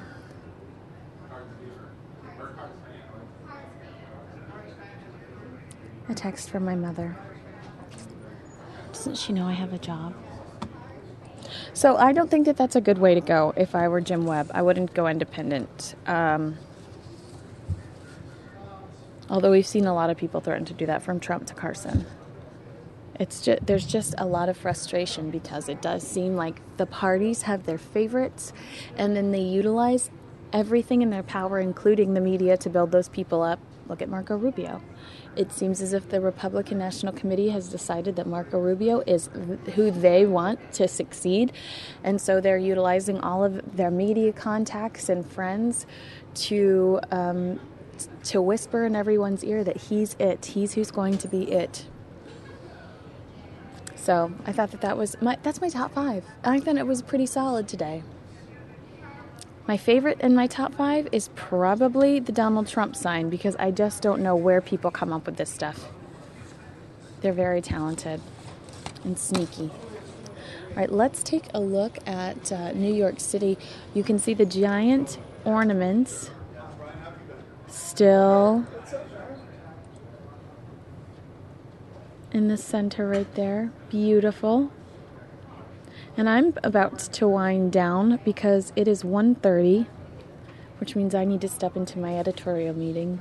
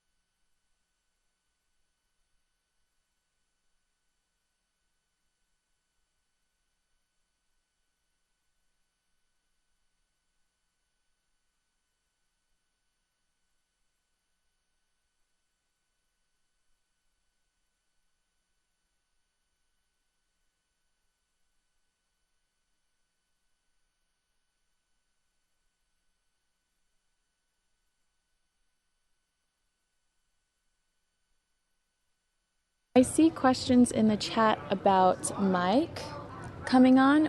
We're doing the 2-person schedule this week, so it'll be similar to last week's schedule. But I am going to go ahead and shut down. Let me actually confirm. So I am going to actually shut down. And Samuel will be back at 2:30. And we greatly appreciate your time. And we do have Donald Trump coming up at 5. So we will see you again soon.